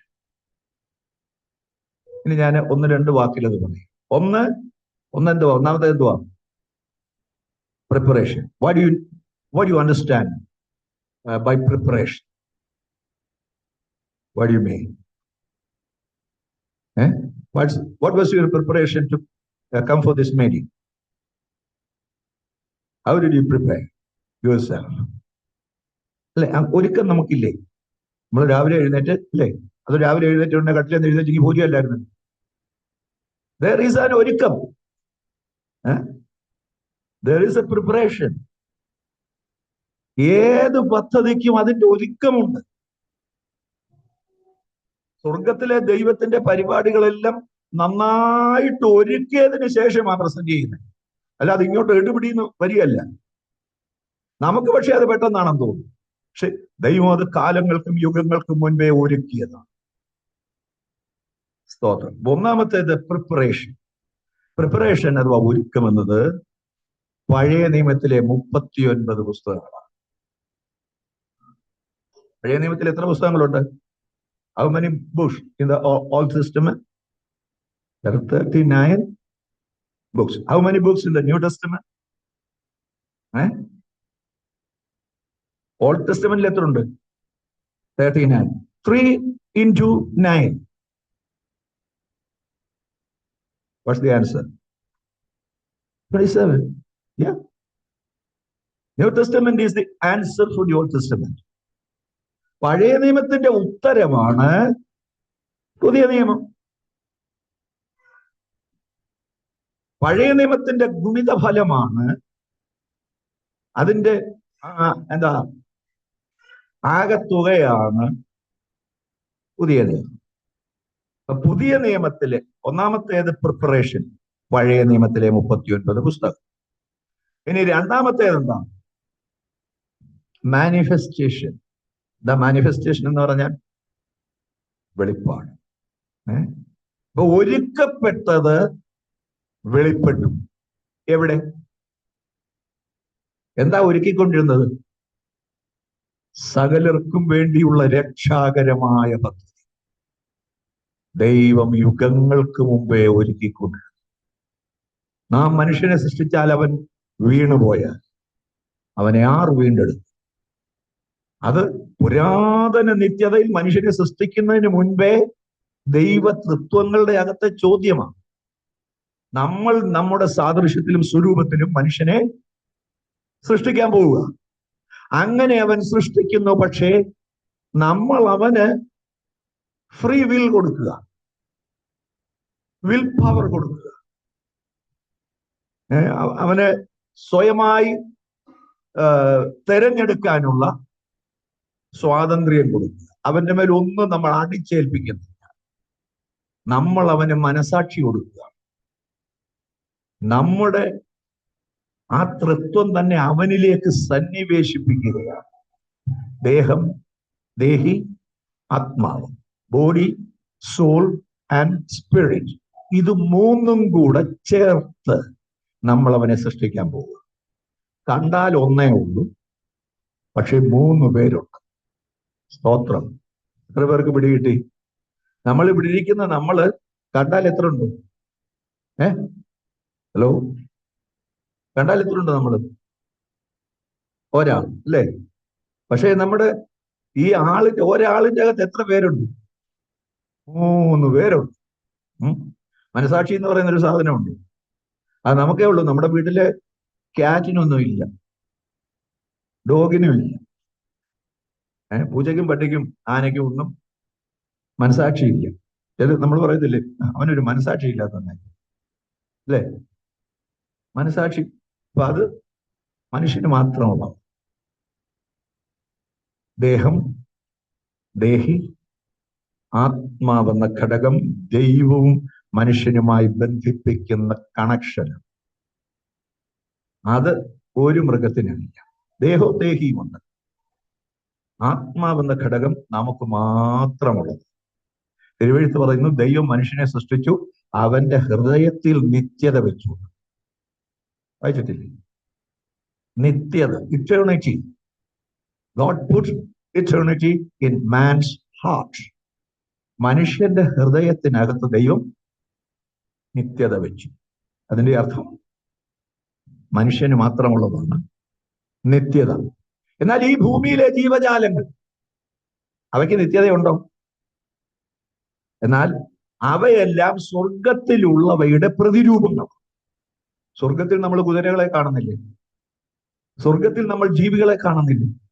ആകാശത്തിൽ കൂടെ പറക്കുന്ന കഴികളെ കാണുന്നില്ലേ? ഇതൊക്കെ നമ്മൾ കാണുന്നുണ്ടല്ലോ. അതൊന്നും ഈ ഭൂമിയിലുള്ളതല്ല. സ്വർഗത്തിൽ ഈ ഇവയെല്ലാം ഉണ്ട്. അവയുടെ തനി രൂപങ്ങളാണ് ദൈവം ഭൂമിയിൽ സൃഷ്ടിച്ചിട്ടുള്ള ഈ ജീവജാലങ്ങളെല്ലാം. പക്ഷെ ഇവിടെ ജീവിക്കുന്ന ജീവജാലത്തിന് സ്വർഗത്തിലെത്താൻ അവകാശമുള്ളത് നമുക്ക് മാത്രമേ ഉള്ളൂ.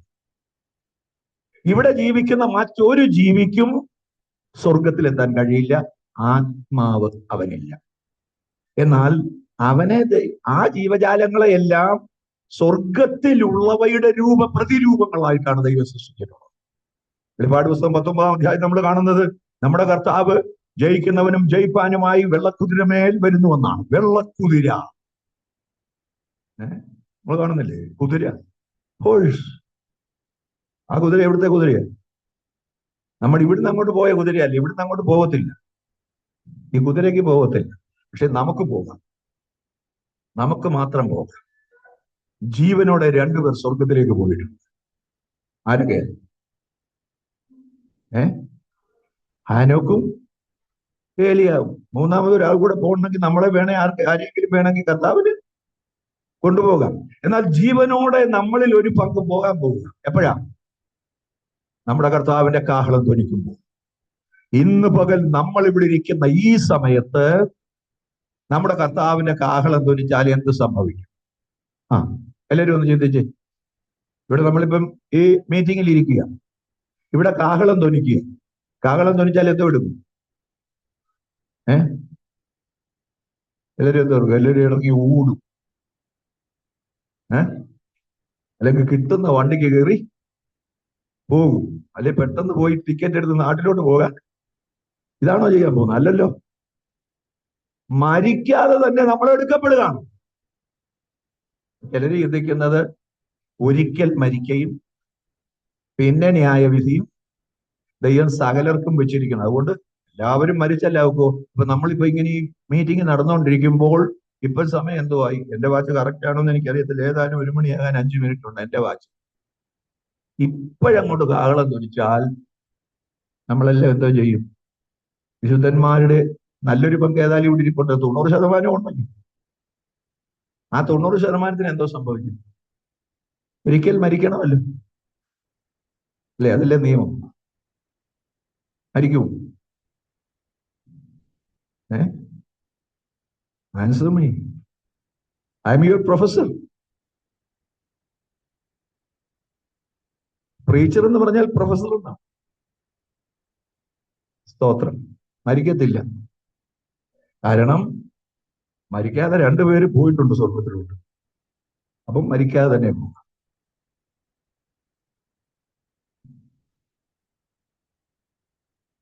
നമ്മള് ചില ചിന്തിക്കുന്നത് നമ്മൾ കർത്താവിന്റെ കാഹളം ധ്വനിച്ചാൽ നമ്മൾ ഈ കസേരയിൽ ഇരിക്കുന്ന ഇരിപ്പിലൊന്ന് മരിച്ച് അന്നേരമാണ് രൂപാന്തരപ്പെടുന്നത്. അങ്ങനല്ല. നമ്മുടെ ഈ ശരീരം രൂപാന്തരപ്പെടുകയാണ്. അതെങ്ങനെയാ രൂപാന്തരപ്പെടുന്നത് ചോദിച്ചാൽ എനിക്കും അറിയത്തില്ല, നിങ്ങൾക്കും അറിയത്തില്ല. അത് വെളിപ്പെട്ടിട്ടില്ല. അത് അന്നേരമാണ് നടക്കുന്നത്. കാഹളധ്വനിയാണ് ആ രൂപാന്തരം ഉണ്ടാക്കുന്നത്. അതിൻ്റെ അകത്തുള്ള ഒരു ശക്തിയുണ്ട്. ആ ശക്തി എത്ര മരിച്ചതിന് ശേഷം എത്ര 1000 വർഷം കഴിഞ്ഞാൽ നമ്മുടെ DNA, ദൈവത്തിന്റെ സിഗ്നേച്ചറാണ് നമ്മുടെ DNA. ദൈവം നമ്മളെ കൈകൊണ്ട് മനയുകയായി, അല്ലെ? മറ്റേതെങ്കിലും ജീവിയെ കൈകൊണ്ട് മനഞ്ഞു? ഇതെല്ലാം ഉണ്ടാകട്ടെ ഉണ്ടാകട്ടെ, അല്ലേ? സസ്യങ്ങൾ ഉണ്ടാകട്ടെ, ജീവജാലങ്ങൾ ഉണ്ടാകട്ടെ, കാട്ടിലെ മൃഗങ്ങൾ ഉണ്ടാകട്ടെ, കടലിലെ മൃഗങ്ങൾ ഉണ്ടാകട്ടെ, ഉണ്ടാകട്ടെ ഉണ്ടാകട്ടെ എന്ന് പറഞ്ഞു. നമ്മളെ ദൈവം തന്റെ സാദൃശ്യത്തിലും സ്വരൂപത്തിലും, അല്ലെ? നമ്മുടെ ഭാഷയിൽ പറഞ്ഞാൽ ദൈവം കണ്ണാടി നോക്കിയിട്ട് തന്റെ രൂപത്തിൽ തന്നെ മണ്ണെടുത്ത് കുഴച്ച്, അല്ലേ? എന്നിട്ട് നമ്മുടെ DNA ദൈവത്തിന്റെ കൈയൊപ്പിട്ടു. സ്തോത്രം. എത്ര നൂറ്റാണ്ട് കഴിഞ്ഞാൽ അറ്റ്ലാന്റിക് സമുദ്രത്തിൽ മുങ്ങിപ്പോയ കപ്പൽ, ഏതാ കപ്പല്? ടൈറ്റാനിക്. എത്രയോ വിശുദ്ധന്മാരുണ്ടായിരുന്നു, എത്രയോ കാലമായി. അവരുടെയൊക്കെ ശരീരങ്ങൾ എന്ത് ചെയ്യും?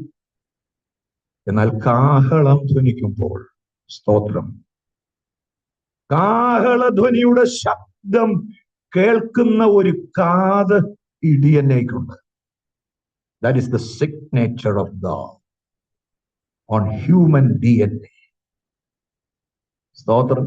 മനുഷ്യന്റെ DNA കുറിച്ച്, മനുഷ്യന്റെ എല്ലാ ജീവിജാലങ്ങളും, മനുഷ്യന്റെ DNA മാത്രമേ ദൈവത്തിന്റെ ഈ കയ്യൊപ്പ്. ആ കയ്യൊപ്പ് വിളിച്ചു പറയുന്നത് നിനക്കൊരു നിത്യതയുണ്ട്. അതിന്റെ കൂടെ നിന്റെ ഹൃദയത്തിൽ നിത്യതയും വെച്ചിട്ടുണ്ട്. ഇത് രണ്ടും കൂടെ ആകുമ്പോൾ നിന്റെ ജീവിതം ഇവിടെ കൊണ്ട് തീരത്തില്ല. നിത്യതയുണ്ട്. വലിയ പ്രശ്നങ്ങളൊക്കെ ഇങ്ങോട്ട് വരുമ്പം എന്നാ പോയങ്ങ് ചത്തേക്കാമെന്ന് വിചാരിച്ചാൽ തീരുമോ നിന്റെ ജീവിതം? ചത്താലും നിന്റെ ജീവിതം തീരുന്നില്ല. നീ ചത്താലും പിന്നെ എഴുന്നേറ്റ് വരും. സ്തോത്രം. സ്വർഗവും നരകവും പിശാചിന് വേണ്ടിയാ നരകം ഉണ്ടാക്കിയത്. പക്ഷെ ചിലര് പിശാചിനുണ്ടാക്കിയത് മതി എനിക്കെന്നും പറഞ്ഞ് അതിൻ്റെ കൂടെ അങ്ങ് പോവുക. നരകം നമുക്ക് വേണ്ടി ഉണ്ടാക്കിയൊന്നുമല്ല. നരകം സാത്താനും അവന്റെ ദൂതന്മാർക്കും വേണ്ടി ഉണ്ടാക്കി. ആ DNA എന്ന മഹാത്ഭുതം ഉള്ളിടത്തോളം കാലം സ്വർഗത്തിൽ നിന്നുള്ള കാഹളധ്വനി അതിന്മേൽ വന്ന് പതിക്കും. എങ്ങനെയാണെന്ന് നമുക്ക് വല്ലതും അറിയാൻ പിടികിട്ടുമോ? നമ്മൾ ഇവിടുന്ന് സെൽഫോണിൽ വിളിക്കുമ്പോൾ ഇന്ത്യയുടെ ഏറ്റവും അങ്ങേയറ്റത്തെ മുനമ്പിൽ കന്യാകുമാരിയിൽ ഇരിക്കുന്നയാള് നമ്മൾ വിളിക്കുന്ന സെക്കൻഡിൽ അവിടുത്തെ ഫോൺ അടിക്കുന്നു. ഇതിലൂടെ ഇത് പോകും. നമുക്ക് വല്ല പിടിയും കിട്ടുന്നുണ്ടോ? നമ്മുടെ ഇരിപ്പ് കണ്ടാൽ തോന്നുന്നു നമ്മൾ ഇതെല്ലാം അങ്ങ് പഠിച്ച്, അല്ലേ? പഠിച്ച് പണിക്കരായിട്ടിരിക്കുക. ഭയങ്കര ഇതെല്ലാം അറിയാം. I know everything. എല്ലാം അറിയാമോ? നമുക്ക് എല്ലാം അറിയാമെന്ന് പറയുന്നവർക്കും എന്തോ അറിഞ്ഞു. അത് ദൈവത്തിന്റെ ജ്ഞാനം, ദൈവത്തിന്റെ നിർണയം, അതിന്റെ അതിരുകൾ എവിടെ ചെന്ന് കണ്ടുപിടിക്കും? ദൈവമില്ലെന്ന് ആർക്ക് പറയാൻ കഴിയും? സ്വർഗത്തിലെ ദൈവമല്ലേ ഇതെല്ലാം ചിട്ടയായി ചമച്ചു വെച്ചിരിക്കും. DNA പഠിത്തം മാത്രം മതിയല്ലോ ദൈവം ഉണ്ടെന്ന് പറയാൻ, ദൈവത്തെ കണ്ടെത്താൻ. കാഹളം ധ്വനിക്കുമ്പോൾ മണ്ണോട് മണ്ണായ ആ മണ്ണ് പിന്നീട് അനേക ജീവജാലങ്ങൾക്ക് അല്ലെങ്കിൽ സസ്യങ്ങൾക്ക് ഒക്കെ വളമായിട്ട് പോയാൽ DNA is there. അത് പോകുന്നില്ല. അത് കാത്തിരിക്കുകയാണ് അതിന്റെ ഉടയവന് വേണ്ടി. ഉടയവന്റെ ശബ്ദത്തിന് വേണ്ടി കാത്തിരിക്കുകയാണ്. ദൈവത്തിന്റെ നാദം കേൾക്കാൻ അത് കാത്തിരിക്കുകയാണ്. ദൈവം തന്റെ വിരലുകൾ കൊണ്ട് എഴുതിയ DNA അതിന്റെ അകത്തുള്ള സീക്രട്ട്, സ്ക്രിപ്റ്റ് ലോകത്തിൽ ആർക്കും എത്ര ബ്രേക്ക് ഡൗൺ ചെയ്താലും കിട്ടാത്ത അത്ര ഭയാനകമായ അല്ലെങ്കിൽ അത്ര അത്ഭുതകരമായ കാര്യം ദൈവത്തിന്റെ കാഹളത്തിന് വേണ്ടി കാത്തു. സ്തോത്രം. നമ്മൾ പറഞ്ഞ് വന്നത് പ്രിപ്പറേഷൻ, ഒരുക്കം. ദൈവത്തിന്റെ സാദൃശ്യത്തിൽ സൃഷ്ടിച്ചിരിക്കുന്ന മനുഷ്യനെ അവനെ സൃഷ്ടിച്ചാൽ ആരവനെ വീണ്ടെടുക്കും? ഇതായിരുന്നു സ്വർഗത്തിലെ ചോദ്യം. ആരുമില്ല മറുപടി പറയും. സ്വർഗം മുഴുവൻ നിശ്ചലമായി, ആരും മറുപടി പറയാനില്ല. ദൂതന്മാർക്ക് ആർക്കും ധൈര്യമില്ല. കാരണം ആരെ രക്ഷിക്കാനാ പോകുന്നത്? ദൈവത്തിന്റെ സാദൃശ്യത്തിൽ ഉണ്ടാക്കിയവനെ. അവനെ പോയി ദൂതന്മാരെന്തോ എടുക്കാൻ? ദൂതന്മാരെല്ലാം നമ്മുടെ സേവകാത്മാക്കളെ. അവരിങ്ങോട്ട് വന്ന് എന്നെ എടുക്കാൻ. അവർ വന്ന് നോക്കി നിൽക്കുക അല്ലാതെ അവർക്കൊന്നും ചെയ്യാൻ കഴിയും. പിന്നെ രക്ഷിക്കണമെങ്കിൽ ആരുടെ സ്വരൂപത്തിൽ ഇവൻ സൃഷ്ടിക്കപ്പെട്ടോ ആ സൃഷ്ടിതാവിൽ ഒരാൾ വരണം. പുത്രനായ കർത്താവ് പറഞ്ഞു, ഇതാ ഞാൻ വരുന്നു. സ്തോത്രം. നിന്റെ പുസ്തക ചുരുളിൽ എന്നെ കുറിച്ചും പുരാതന നിത്യതയിൽ തന്നെ എഴുതിയിട്ടുണ്ട്. എനിക്കൊരു പേരുണ്ടല്ലോ, വീണ്ടെടുപ്പുകാരൻ. ഞാൻ തയ്യാറാണ്. I am the redeemer, I am the lamb of God. വെളിപ്പാട് പുസ്തകത്തിൽ പറയുന്നു, ലോകസ്ഥാപനം മുതൽ, യുഗസ്ഥാപനം എന്ന മൂലഭാഷ, യുഗങ്ങളുടെ സ്ഥാപനം മുതൽ കുരളറുക്കപ്പെട്ട കുഞ്ഞാട്. ലോകസ്ഥാപനം മുതൽ കുരളറുക്കപ്പെട്ട കുഞ്ഞാടിന്റെ ജീവപുസ്തകത്തിൽ പേരെഴുതി കാണാത്ത ഏവനെയും തീപ്പൊയ്കയിൽ തള്ളിയിടും. അപ്പൊ പേരെഴുതണം ഇതിന്റെ അകത്ത്. സ്തോത്രം. കുഞ്ഞാടിന്റെ ജീവപുസ്തകം. അനേക പുസ്തകങ്ങൾ തുറക്കപ്പെടും. ഓർമ്മയുടെ പുസ്തകം, ജീവന്റെ പുസ്തകം, ആകാശഭൂമികളായ പുസ്തകം, സാക്ഷികളുടെ, ഇതൊക്കെ തുറക്കപ്പെടും. അതിന്റെ അകത്ത് നമ്മുടെ പേരേത് പുസ്തകത്തിൽ കാണും?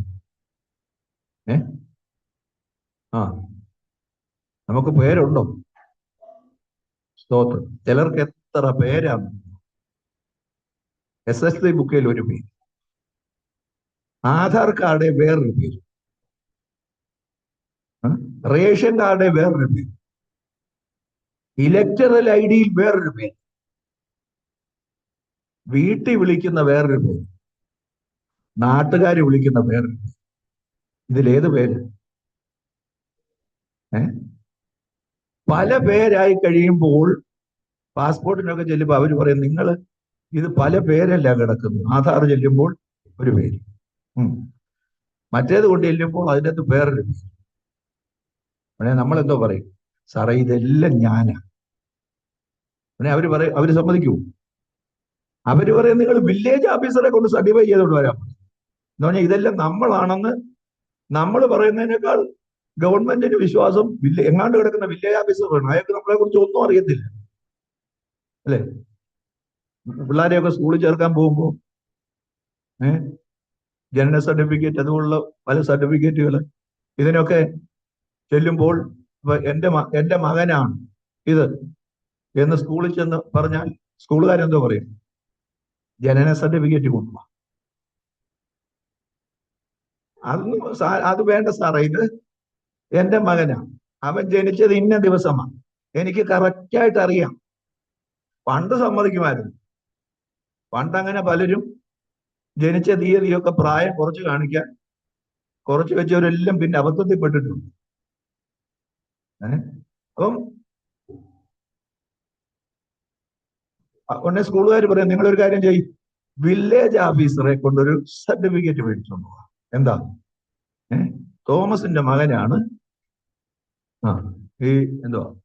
ഈ കുഞ്ഞുമോൻ. ഒരു ഉദാഹരണം പറഞ്ഞു. തോമസ് കുഞ്ഞുമോനെ എവിടെ ഉണ്ടെങ്കിൽ എന്നോട് പ്രയാസപ്പെടുന്നത്. ഞാനൊരു ഉദാഹരണം പറഞ്ഞു. തോമസിന്റെ മകനാണ് ഈട്ടിത്തോപ്പിൽ തോമസിന്റെ മകൻ കുഞ്ഞുമോൻ. അത് ഈട്ടിത്തോപ്പിൽ തോമസ് ഞാനാ സാറേ, ആയിക്കോട്ടെ. എന്റെ മകനായി കുഞ്ഞുമോൻ ആയിക്കോട്ടെ, സാറതങ്ങ് എഴുതിയാ മതി ബുക്കിൽ. അതൊക്കത്തില്ല, വില്ലേജ് ഓഫീസർ പറയണം. നോക്കിക്കോണേ, അപ്പനും അമ്മയും പറഞ്ഞാൽ ഒക്കത്തില്ല, അവനവന്റെ മകനായി. എന്തൊരു കാലമാണ് നമ്മൾ ഈ ജീവിക്കുന്നത്.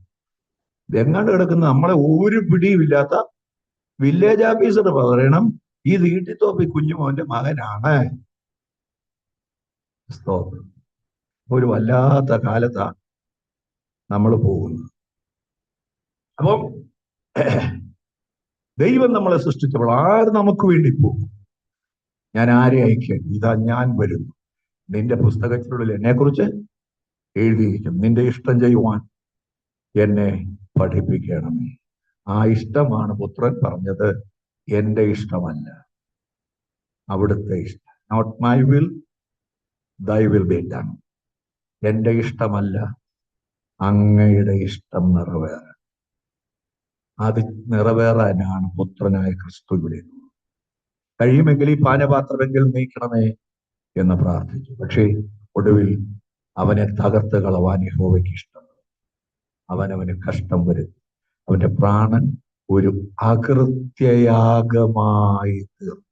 യേശു ക്രിസ്തുവിന്റെ മരണം ഒരു കൊലപാതകമല്ല, ആത്മഹത്യയല്ല, സാധാരണ മരണമല്ല, അത് അകൃത്യയാഗമായി.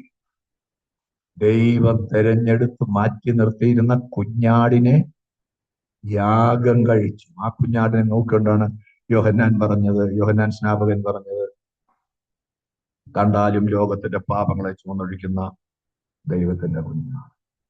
സ്തോത്രം.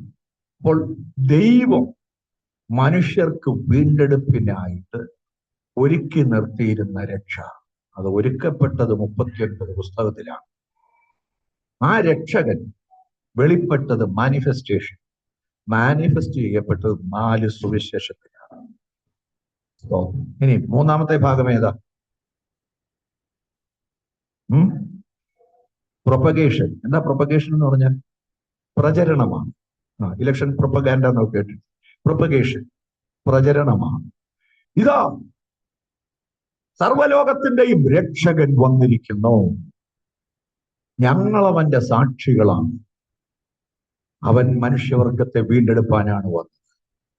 ഈ പ്രൊപ്പഗാൻഡ തുടങ്ങിയത് എവിടെ? ഇത് തുടങ്ങിയത് യേശുക്രിസ്തു ഭൂമിയിൽ ഉണ്ടായിരുന്നപ്പോഴല്ല. യേശുക്രിസ്തു സ്വർഗാരോഹണം ചെയ്ത് കഴിഞ്ഞ് അപ്പസ്തോല പ്രവർത്തികളിലാണ് ഈ പ്രൊപ്പഗാൻഡ. 4 സുവിശേഷത്തിൽ കൂടെ ക്രിസ്തു വെളിപ്പെട്ടു. അതിനുശേഷം ആക്ട്സ് ഓഫ് അപ്പോസ്റ്റൽസ്, അപ്പോസ്തോലന്മാരുടെ പ്രവർത്തികൾ, acts of the Holy Spirit എന്നാണ് യഥാർത്ഥത്തിൽ അതിന്റെ പേര് വരുന്നത്. അപ്പൊ ആ പുസ്തകം, അതിൻ്റെ അകത്താണ് അപ്പോസ്തോലന്മാർ പോയ സ്ഥലത്തെല്ലാം പോയി പ്രസംഗിച്ചത്. പൗലോസ് ഉൾപ്പെടെ, പത്രോസ് ഉൾപ്പെടെ അപ്പോസ്തലന്മാരെല്ലാം പോയെടുത്ത് പ്രസംഗിച്ചു. രക്ഷകനായവൻ വന്നു, ഞങ്ങൾ സാക്ഷികളാണ്. സ്തോത്രം. ഞങ്ങൾ ദൃക്സാക്ഷികളാണ്. ഞങ്ങൾ അവന്റെ മഹത്വം കണ്ടു, അവൻ ചെയ്ത അത്ഭുത പ്രവൃത്തികൾ കണ്ടു, അവൻ ക്രൂശിന്മേൽ മരിച്ചത് ഞങ്ങൾ കണ്ടു, അവൻ മരണപാതാളത്തെ ജയിച്ച് ഉയർത്തെഴുന്നേറ്റത് ഞങ്ങൾ കണ്ടു. ഞങ്ങൾ ഇതിനെല്ലാം സാക്ഷികളാണ്. ഇത് കേട്ടപ്പോൾ ജനം വിശ്വസിക്കുവാൻ തുടങ്ങി. ദൃക്സാക്ഷി വിവരണത്തെ ആർക്കാ അതിനെ എതിർക്കാൻ കഴിയുന്നു? ഞങ്ങൾ കണ്ടതാണ്. ഏത് കോടതിയും അംഗീകരിക്കും ദൃക്സാക്ഷിയുടെ വിവരണം. സ്തോത്രം. അപ്പോസ്തലന്മാര് പോയി സഭകളൊക്കെ സ്ഥാപിച്ചു. നമ്മൾ വെളിപ്പാട് പുസ്തകത്തിൽ കാണുന്ന 7 സഭകൾ ഉൾപ്പെടെ 10 സഭകൾ ഏഷ്യ മൈനറിലുണ്ടായി. ഏഷ്യ മൈനറുമുണ്ട്, ഏഷ്യ മേജറുമുണ്ട്. ഏഷ്യ മൈനർ എന്ന് പറയുന്നത് ടർക്കിയിലെ ഈ പ്രദേശമാണ്. വെളിപ്പാട് പുസ്തകത്തിൽ പറയുന്ന ആ സഭകൾ നിലനിന്ന ടർക്കിയിലാണ്, ഇന്നത്തെ ആധുനിക ടർക്കിയിലാണ്, തുർക്കിയിലാണ്. എന്നാൽ ഏഷ്യ മേജർ എന്ന് പറയുന്നത് ഏഷ്യ ഭൂഖണ്ഡമാണ്. ഗ്രീക്കുകാരാണ് ഈ ഡിവിഷൻ ഉണ്ടാക്കിയത്. ഏഷ്യ ഭൂഖണ്ഡം, ഏഷ്യ മൈനർ, അല്ലെങ്കിൽ Asia major and Asia minor. ആസിയയിലെ സഭകൾ. ആസിയ എന്ന് പറയുന്നത് ഏഷ്യ മൈനറാണ്. ഏഷ്യ ഭൂഖണ്ഡം മൊത്തം വരത്തില്ല. അപ്പൊ ഏഷ്യ എന്ന ആസിയയിലെ സഭകൾ, അവർക്കാണ് ഈ സന്ദേശം പോകുന്നത്. അപ്പൊ ഈ സഭകളൊക്കെ ഉടലെടുത്തത് സുവിശേഷങ്ങൾ എഴുതപ്പെടുന്നതിന് മുമ്പാണ്. പിന്നെ ഏത് അതോറിറ്റിയിലാണ് അപ്പോസ്തലന്മാർ പോയി എന്താണ് അവർ തിരുവെഴുത്തായിട്ട് ഈ ആളുകളെ പറഞ്ഞു കേൾപ്പിച്ചത്? സുവിശേഷങ്ങൾ ഉണ്ടായിട്ടില്ല, ന്യൂ ടെസ്റ്റമെന്റ് പുസ്തകങ്ങളും ഉണ്ടായിട്ടില്ല. പിന്നെ അവർ പറഞ്ഞത് എന്ത് പറഞ്ഞാ ഈ സുവിശേഷം പ്രചരിപ്പിച്ചത്? പഴയ നിയമ ഗ്രന്ഥങ്ങളാണ്. പഴയ നിയമത്തിലെ പ്രവാചക വാക്യവും അധികം സ്ഥിരമായി നമുക്കുണ്ട്. പ്രവാചകന്മാര് പറഞ്ഞ അല്ലെങ്കിൽ മോശയിക പ്രമാണങ്ങൾ, പെന്ററ്റ്യൂക്ക്, പഞ്ചഗ്രന്ഥങ്ങൾ, ഉൾപ്പെടെയുള്ള, തോറ ഉൾപ്പെടെയുള്ള പഴയ നിയമ ഗ്രന്ഥങ്ങളാണ് പുതിയ നിയമസഭ സ്ഥാപിക്കാൻ തിരുവെഴുത്തായിട്ട് ഉപയോഗിച്ചത്. ഇന്ന് നമ്മൾ പുതിയ നിയമസഭയിലെ അംഗങ്ങളാണ്. ഇപ്പൊ ചില ആളുകൾ പറയുന്നുണ്ട് നമ്മൾ പുതിയ നിയമവിശ്വാസികളാണ്, അതുകൊണ്ട് പഴയ നിയമം ഒന്നും നമ്മൾ വായിക്കരുത്, പഴയ നിയമത്തിൽ നിന്ന് പ്രസംഗിക്കരുത്. അപ്പോസ്തലന്മാർ പ്രസംഗിച്ചത് പഴയ നിയമമാണ്. പഴയ നിയമം പ്രസംഗിച്ച അവര് പുതിയ നിയമത്തെ സ്ഥാപിച്ചത്. പഴയ നിയമത്തിന്റെ പൂർത്തീകരണമാണ് പുതിയ നിയമം.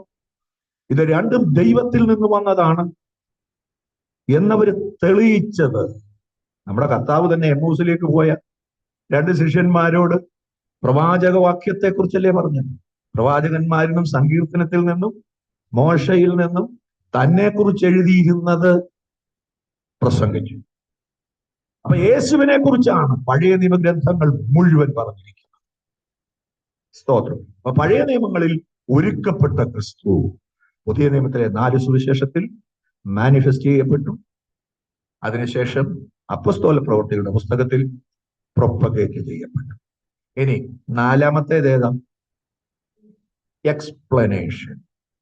ഈ പ്രൊപ്പഗേറ്റ് ചെയ്യുന്നതൊക്കെ അല്ലെങ്കിൽ ഈ പറയുന്നതൊക്കെ എന്താണെന്ന് ആളുകൾ ചോദിക്കാൻ തുടങ്ങി. നിങ്ങൾ ഈ പറയുന്നത് എന്താ? ഇത് ഞങ്ങൾക്ക് പിടികിട്ടുന്നില്ല. നിങ്ങൾ ആരെക്കുറിച്ചായി പറയുന്നത്? ക്ഷണൻ ഫിലിപ്പോസിനോട് ചോദിച്ചതുപോലെ നീ എന്തിനെ കുറിച്ചാണ്, എന്താണ്? ഫിലിപ്പോസ് ഷണ്ണനോട് ചോദിച്ചു, നീ വായിക്കുന്ന വല്ലതും ഗ്രഹിക്കുന്നുണ്ട്? ഉടനെ ഷണ്ണൻ എന്താ പറഞ്ഞു?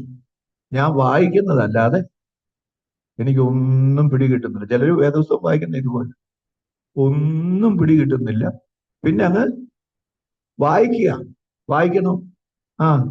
പാസ്റ്റർ സഭയിൽ ചെല്ലുമ്പോൾ ചോദിക്കും, വേദപുസ്തകമൊക്കെ എല്ലാവരും വായിച്ചിട്ടുണ്ട്. എന്തുവാ വായിച്ചതെന്ന് ചോദിച്ചാൽ വേദപുസ്തകം. എവിടുമോ വായിച്ചതെന്നില്ല, വായിച്ചതിന് എന്തോ ഗ്രഹിച്ചു എന്ന് ചോദിച്ചാൽ കൃത്യമായിട്ട് പലർക്കും പറയാൻ കഴിയില്ല. വായിക്കുന്നത് വല്ലതും ഗ്രഹിക്കുന്നുണ്ടോ? ഞാൻ അവനെന്താ പറഞ്ഞു? പൊരുൾ തിരിച്ചു തരാൻ ആളില്ലായകയാൽ എനിക്ക് ഒന്നും പിടികിട്ടുന്നില്ല. സ്തോത്രം. ചിലർക്ക് ചില വിഷയം ഒന്നും പിടികിട്ടുന്നു.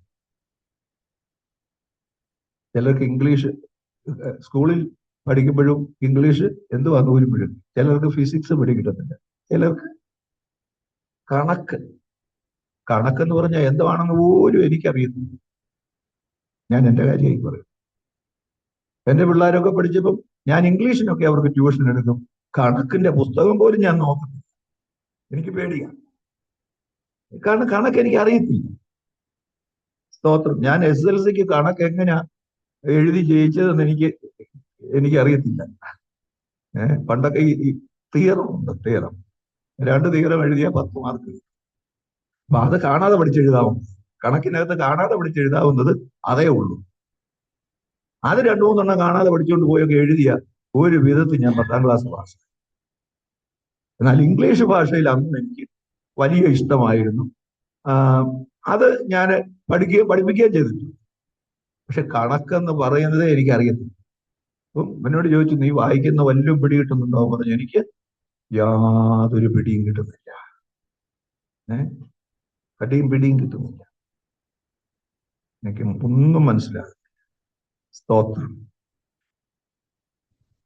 ഫിലിപ്പോസ് അവനോട് ചേർന്ന് കയറിയിരുന്ന് അവനോട് പറഞ്ഞു, ഇതെന്താണ്, ആരെക്കുറിച്ചാണ്?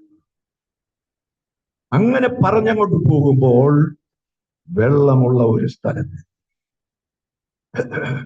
ഫിലിപ്പോസ് ഉടനെ പറഞ്ഞില്ല. ഷണ്ണൻ എന്ന് പറയുന്നത് ഐതിഹ്യ രാജ്ഞിയുടെ മന്ത്രിയാണ്. ഖജനാവൊക്കെ ഇവന്റെ പണം ഇഷ്ടം പോലെ ഉണ്ട്. എന്നാൽ ഇവനെ സ്നാനപ്പെടുത്തി വിശ്വാസിയാക്കിയാൽ കുറച്ച് പൈസ കിട്ടുമല്ലോ എന്ന് കണ്ടൊന്നും അല്ല ചെയ്തു. അങ്ങനെയൊന്നും പറഞ്ഞില്ല. സ്നാനപ്പെടണമെന്നൊന്നും നിർബന്ധിച്ചില്ല. വചനം കേൾക്കുന്നവനോട് നിർബന്ധിക്കേണ്ട കാര്യമൊന്നുമില്ല. സ്തോത്രം. വചനത്തിന് ക്രിയ നടത്താൻ കഴിയുന്ന ശക്തിയുണ്ട്. ചിലര് എഴുന്നേറ്റ് അവരുടെ ശക്തി മുഴുവൻ വചനത്തിന് പകരമാക്കാൻ ആരാധിച്ചാട്ടെ. അന്നേരം ചുമ്മാ സ്വതന്ത്രം ആലോചിക്കാൻ ചുമ്മാ അത് അകത്ത് തട്ടുന്നേ ഇല്ല. ഈ പാസ്റ്റർ പറയുന്ന കൊണ്ട് പിന്നെ അദ്ദേഹത്തെ വിഷമിപ്പിക്കണ്ട എന്ന് വിചാരിച്ച് പറയുന്നത് അങ്ങനല്ല. ആരും നിർബന്ധിക്കണ്ട. വചനം ഹൃദയത്തിനകത്ത് ചെല്ലുമ്പോൾ അത് ചലനമുണ്ടാക്കുന്നതാണ്, അത് ജീവൻ ഉണ്ടാക്കുന്നതാണ്. സ്തോത്രം. അത് വിസ്ഫോടനമുണ്ടാക്കുന്നതാണ്. ബിഗ് ബാങ് തിയറി പോലെ മഹാസ്ഫോടനമുണ്ടാക്കുന്നതാണ് തിരുവെഴുത്ത്. ഇവൻ ഈ ഫിലിപ്പോസ് എന്ന സുവിശേഷകൻ മറ്റൊന്നും പറഞ്ഞില്ല. യെശയ്യാപ്രവചനം 53 അധ്യായമാണ് അദ്ദേഹം വായിച്ചുകൊണ്ടിരുന്നത്. അതെന്താണെന്നോ എന്താണ് ആരെ കുറിച്ചാ പറയുന്നത് പറഞ്ഞ് വിശദീകരിച്ച് വ്യാഖ്യാനിച്ചു. എക്സ്പ്ലെയിൻ. സ്തോത്രം. അങ്ങനെ എക്സ്പ്ലെയിൻ ചെയ്തപ്പോൾ അവന്റെ മനസ്സിനകത്ത് ആത്മാവ് പ്രവർത്തിപ്പാൻ, അവൻ കേട്ട വചനം പ്രവർത്തിപ്പാൻ തുടങ്ങി. സ്നാനത്തെക്കുറിച്ചൊന്നും അവൻ കേട്ടിട്ട് പോലുമില്ല, അവനോട് ആരും പറഞ്ഞിട്ടുമില്ല. അവൻ എത്യോപ്യയിൽ നിന്ന് വന്നവന്, യഹൂദനാ, യെരൂശലേമിൽ ആരാധനയ്ക്ക് പോയത്. ആരാധനയ്ക്ക് പോയിട്ട് അവിടെ നിന്ന് ഒരു ആരാധനയുടെ ഒരു മണവും ഗുണവും ഇല്ല. അവിടെ കുറച്ച് ഊത്ത് വിൽക്കുന്നവരും ബലൂണ് വിൽക്കുന്നവരും കച്ചവടക്കാരും പ്രാവിനെ വിൽക്കുന്നവരും അതൊക്കെ ഉള്ളായിരുന്നു.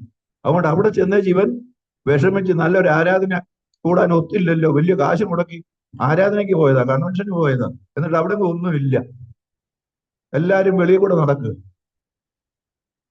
ഇത് കണ്ട് മനം നൊന്ത് വിഷമിച്ചു പോയി.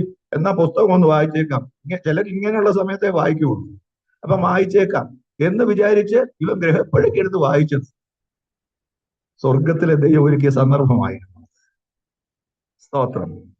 അപ്പൊ അവൻ സുവിശേഷത്തെ കുറിച്ചോ സ്നാനത്തെ കുറിച്ചോ യേശു സ്നാനപ്പെട്ട് അതിനെക്കുറിച്ചോ അല്ലെങ്കിൽ അതൊന്നും അവര് നേരത്തെ അറിയത്തില്ല. പക്ഷെ ഫിലിപ്പോസ് പ്രസംഗിച്ചപ്പോൾ സുവിശേഷം മുഴുവൻ അവനോട് പറഞ്ഞു, ചുരുങ്ങിയ വാക്കുകളിൽ.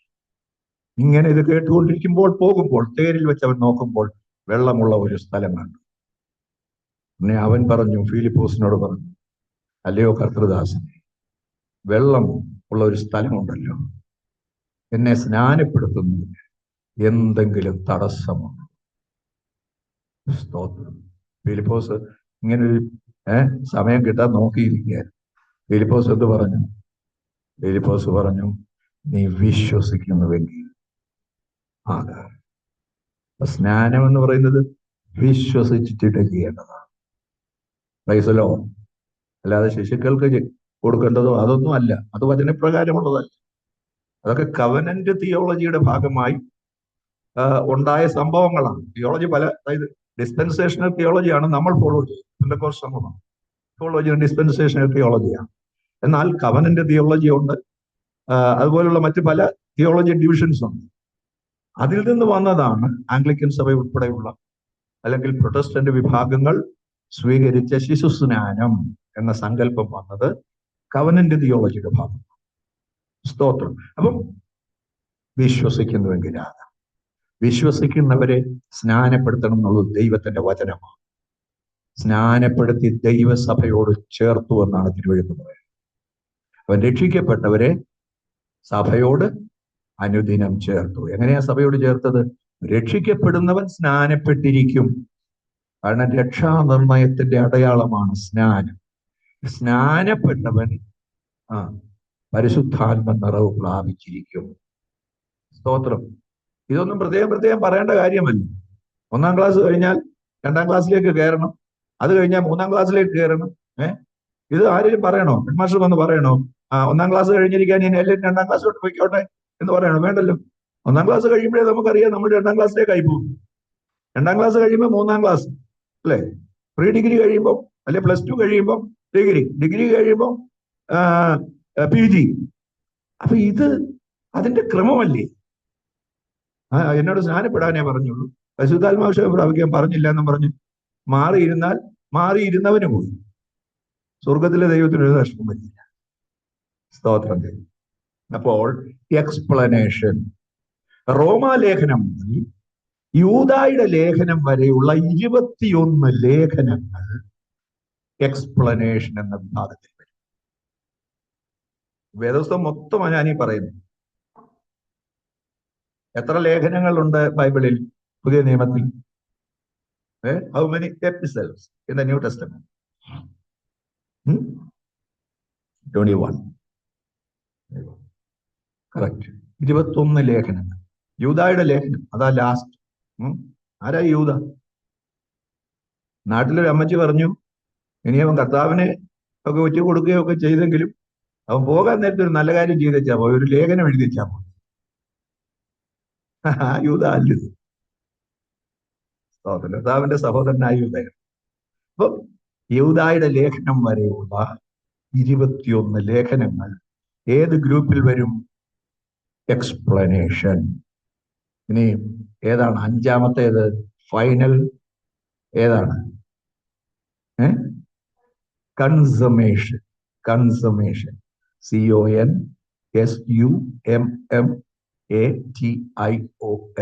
കൺസമേഷൻ. എന്താ കൺസമേഷൻ എന്ന് പറഞ്ഞാൽ? കൺസമേഷൻ എന്ന് പറഞ്ഞാൽ ഉപസംഹാരമെന്ന്. The final word. നമുക്കറിയാം, ഒരു പുസ്തകം എടുക്കുമ്പോൾ it has got a preface. അതിനൊരു മുഖവുരയുണ്ട്, അല്ലെങ്കിൽ ഒരു പ്രലോഗ് ഉണ്ട്, അതിനൊരു എപ്പിലോഗുമുണ്ട്. Prologue is the introductory part. Epilogue is the final word of the author to the reader. വായനക്കാരോട്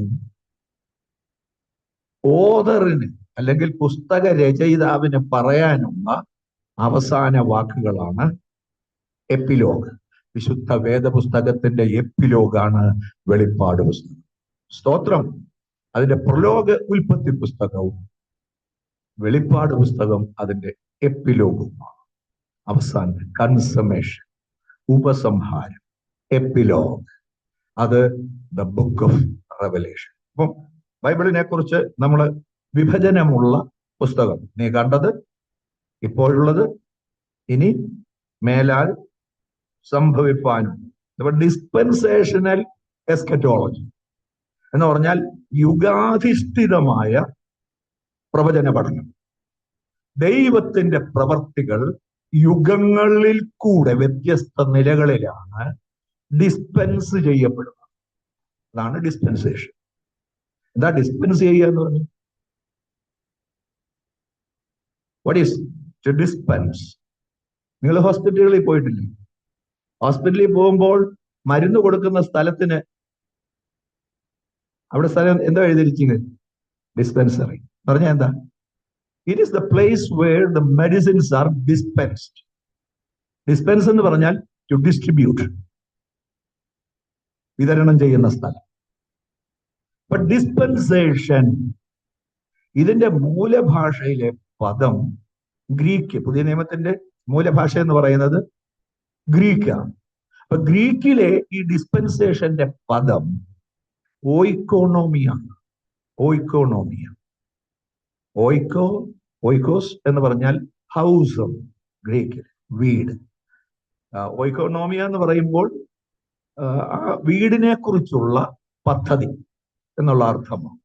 ആ വീടിനെ കുറിച്ചുള്ള, വീടിന്റെ വ്യവസ്ഥ, ആ വീടിനെ കുറിച്ചുള്ള ദൈവിക വ്യവസ്ഥ എന്നാണ് ഓയിക്കോണോമിയ. ഈ ഓയിക്കോണോമിയ എന്ന പദത്തിൽ നിന്നാണ് എക്കണോമിക്സ് എന്ന പദം ഉണ്ടായി. ഇംഗ്ലീഷ് പദം ഇക്കണോമിക്സ്. എന്താ എക്കണോമിക്സ് എന്ന് പറഞ്ഞാൽ? ധനതത്വശാസ്ത്രം എന്ന് പറഞ്ഞാൽ ധനവിനിമയം. പൈസ എങ്ങനെ ചെലവാക്കണം? ഒരു പൗണ്ട് കൈ കിട്ടിയാൽ അതെങ്ങനെയാ ചെലവാക്കണം? ചിലർക്ക് അതറിയത്തില്ല. അപ്പൊ അത് പഠിപ്പിക്കുന്ന ശാസ്ത്രമാണ് എക്കണോമിക്സ്. ഒരു വ്യവസ്ഥയുണ്ട്, ഒരു നിയമമുണ്ട്. അപ്പം ഡിസ്പെൻസേഷൻ, ഓയിക്കോണോമിയ, അതാണ് മൂലപദം. ഇപ്പൊ ചിലര് ഇപ്പൊ ഡിസ്പെൻസേഷൻ എന്ന പദം അല്ലെങ്കിൽ യുഗം എന്ന പദം ബ്രദറുകാര് കണ്ടുപിടിച്ചതാണ്.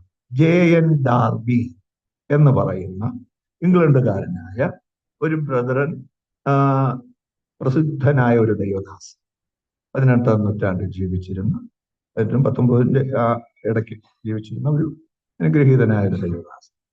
അദ്ദേഹമാണ് ഇതിന്റെ പഠനം കൂടുതൽ വ്യക്തമായി ജനഹൃദയങ്ങളിലേക്ക് കൊണ്ടുവന്നത്. അത് സത്യമാണ്. അതോടുകൂടെയാണ് സ്കോഫീൽഡ് ബൈബിള്, അതുപോലെ തന്നെ TL മോഡിയുടെ പ്രവർത്തനങ്ങൾ, വേദപുസ്തക അധിഷ്ഠിതമായിരിക്കുന്ന ബ്രദറൻ സമൂഹങ്ങൾ, ഇവകളൊക്കെ ഇംഗ്ലണ്ടിലും ഇന്ത്യ ഉൾപ്പെടെയുള്ള മറ്റ് കോമൺവെൽത്ത് രാജ്യങ്ങളിലും ഒക്കെ ആരംഭിക്കുന്നത് അങ്ങനെയാണ്. അപ്പൊ ചിലര് തെറ്റിദ്ധരിച്ചു വെച്ചിരിക്കുകയാണ് ഈ ഡിസ്പെൻസേഷൻ എന്നുള്ള പദം ബ്രദറുകാരുടെ കണ്ടുപിടുത്തമാണ്, അതുകൊണ്ട് നമ്മൾ ബന്ധക്കോസുകാർ അത് പഠിക്കരുത്. സ്തോത്രം. കല്യാണം ആലോചിക്കുമ്പോൾ ബ്രദറിലെ പിള്ളേരെ ഇങ്ങോട്ട് കല്യാണം കഴിക്കുന്നതിനൊന്നും ആർക്കും കുഴപ്പമില്ല. ഇത് പറയുമ്പോൾ മാത്രം എന്തോ ഒരു വേർകൃത്യം. വാസ്തവത്തിൽ ചരിത്രം പഠിക്കാത്തത് കൊണ്ടാണ്. ജയൻ ഡാർബി ഉണ്ടാക്കിയ ഒരു പദമല്ല. ഡിസ്പെൻസേഷൻ എന്ന പദം പുതിയ നിയമത്തിൽ 5 ഉപയോഗിച്ചു, 5 സ്ഥലത്ത് ഉപയോഗിച്ചിട്ടുണ്ട്. അതിൽ ഒരിടത്ത് ഉപയോഗിച്ചിരിക്കുന്നത് കർത്താവ്, മറ്റ് 4 ഉപയോഗിച്ചിരിക്കുന്നത് പൗലൂസ്. അപ്പൊ ഡിസ്പെൻസേഷന്റെ സ്ഥാപകനാരും കർത്താവും പൗലൂസും. കാരണം ദൈവത്തിന്റെ പദ്ധതികൾ യുഗപരമാണ്. എന്താ ഡിസ്പെൻസേഷൻ എന്ന് പറഞ്ഞാൽ? യുഗം എന്ന് പറഞ്ഞാൽ എന്താ? What you mean by a യുഗം? എന്താണ് യുഗം? ഡിസ്പെൻസേഷൻ.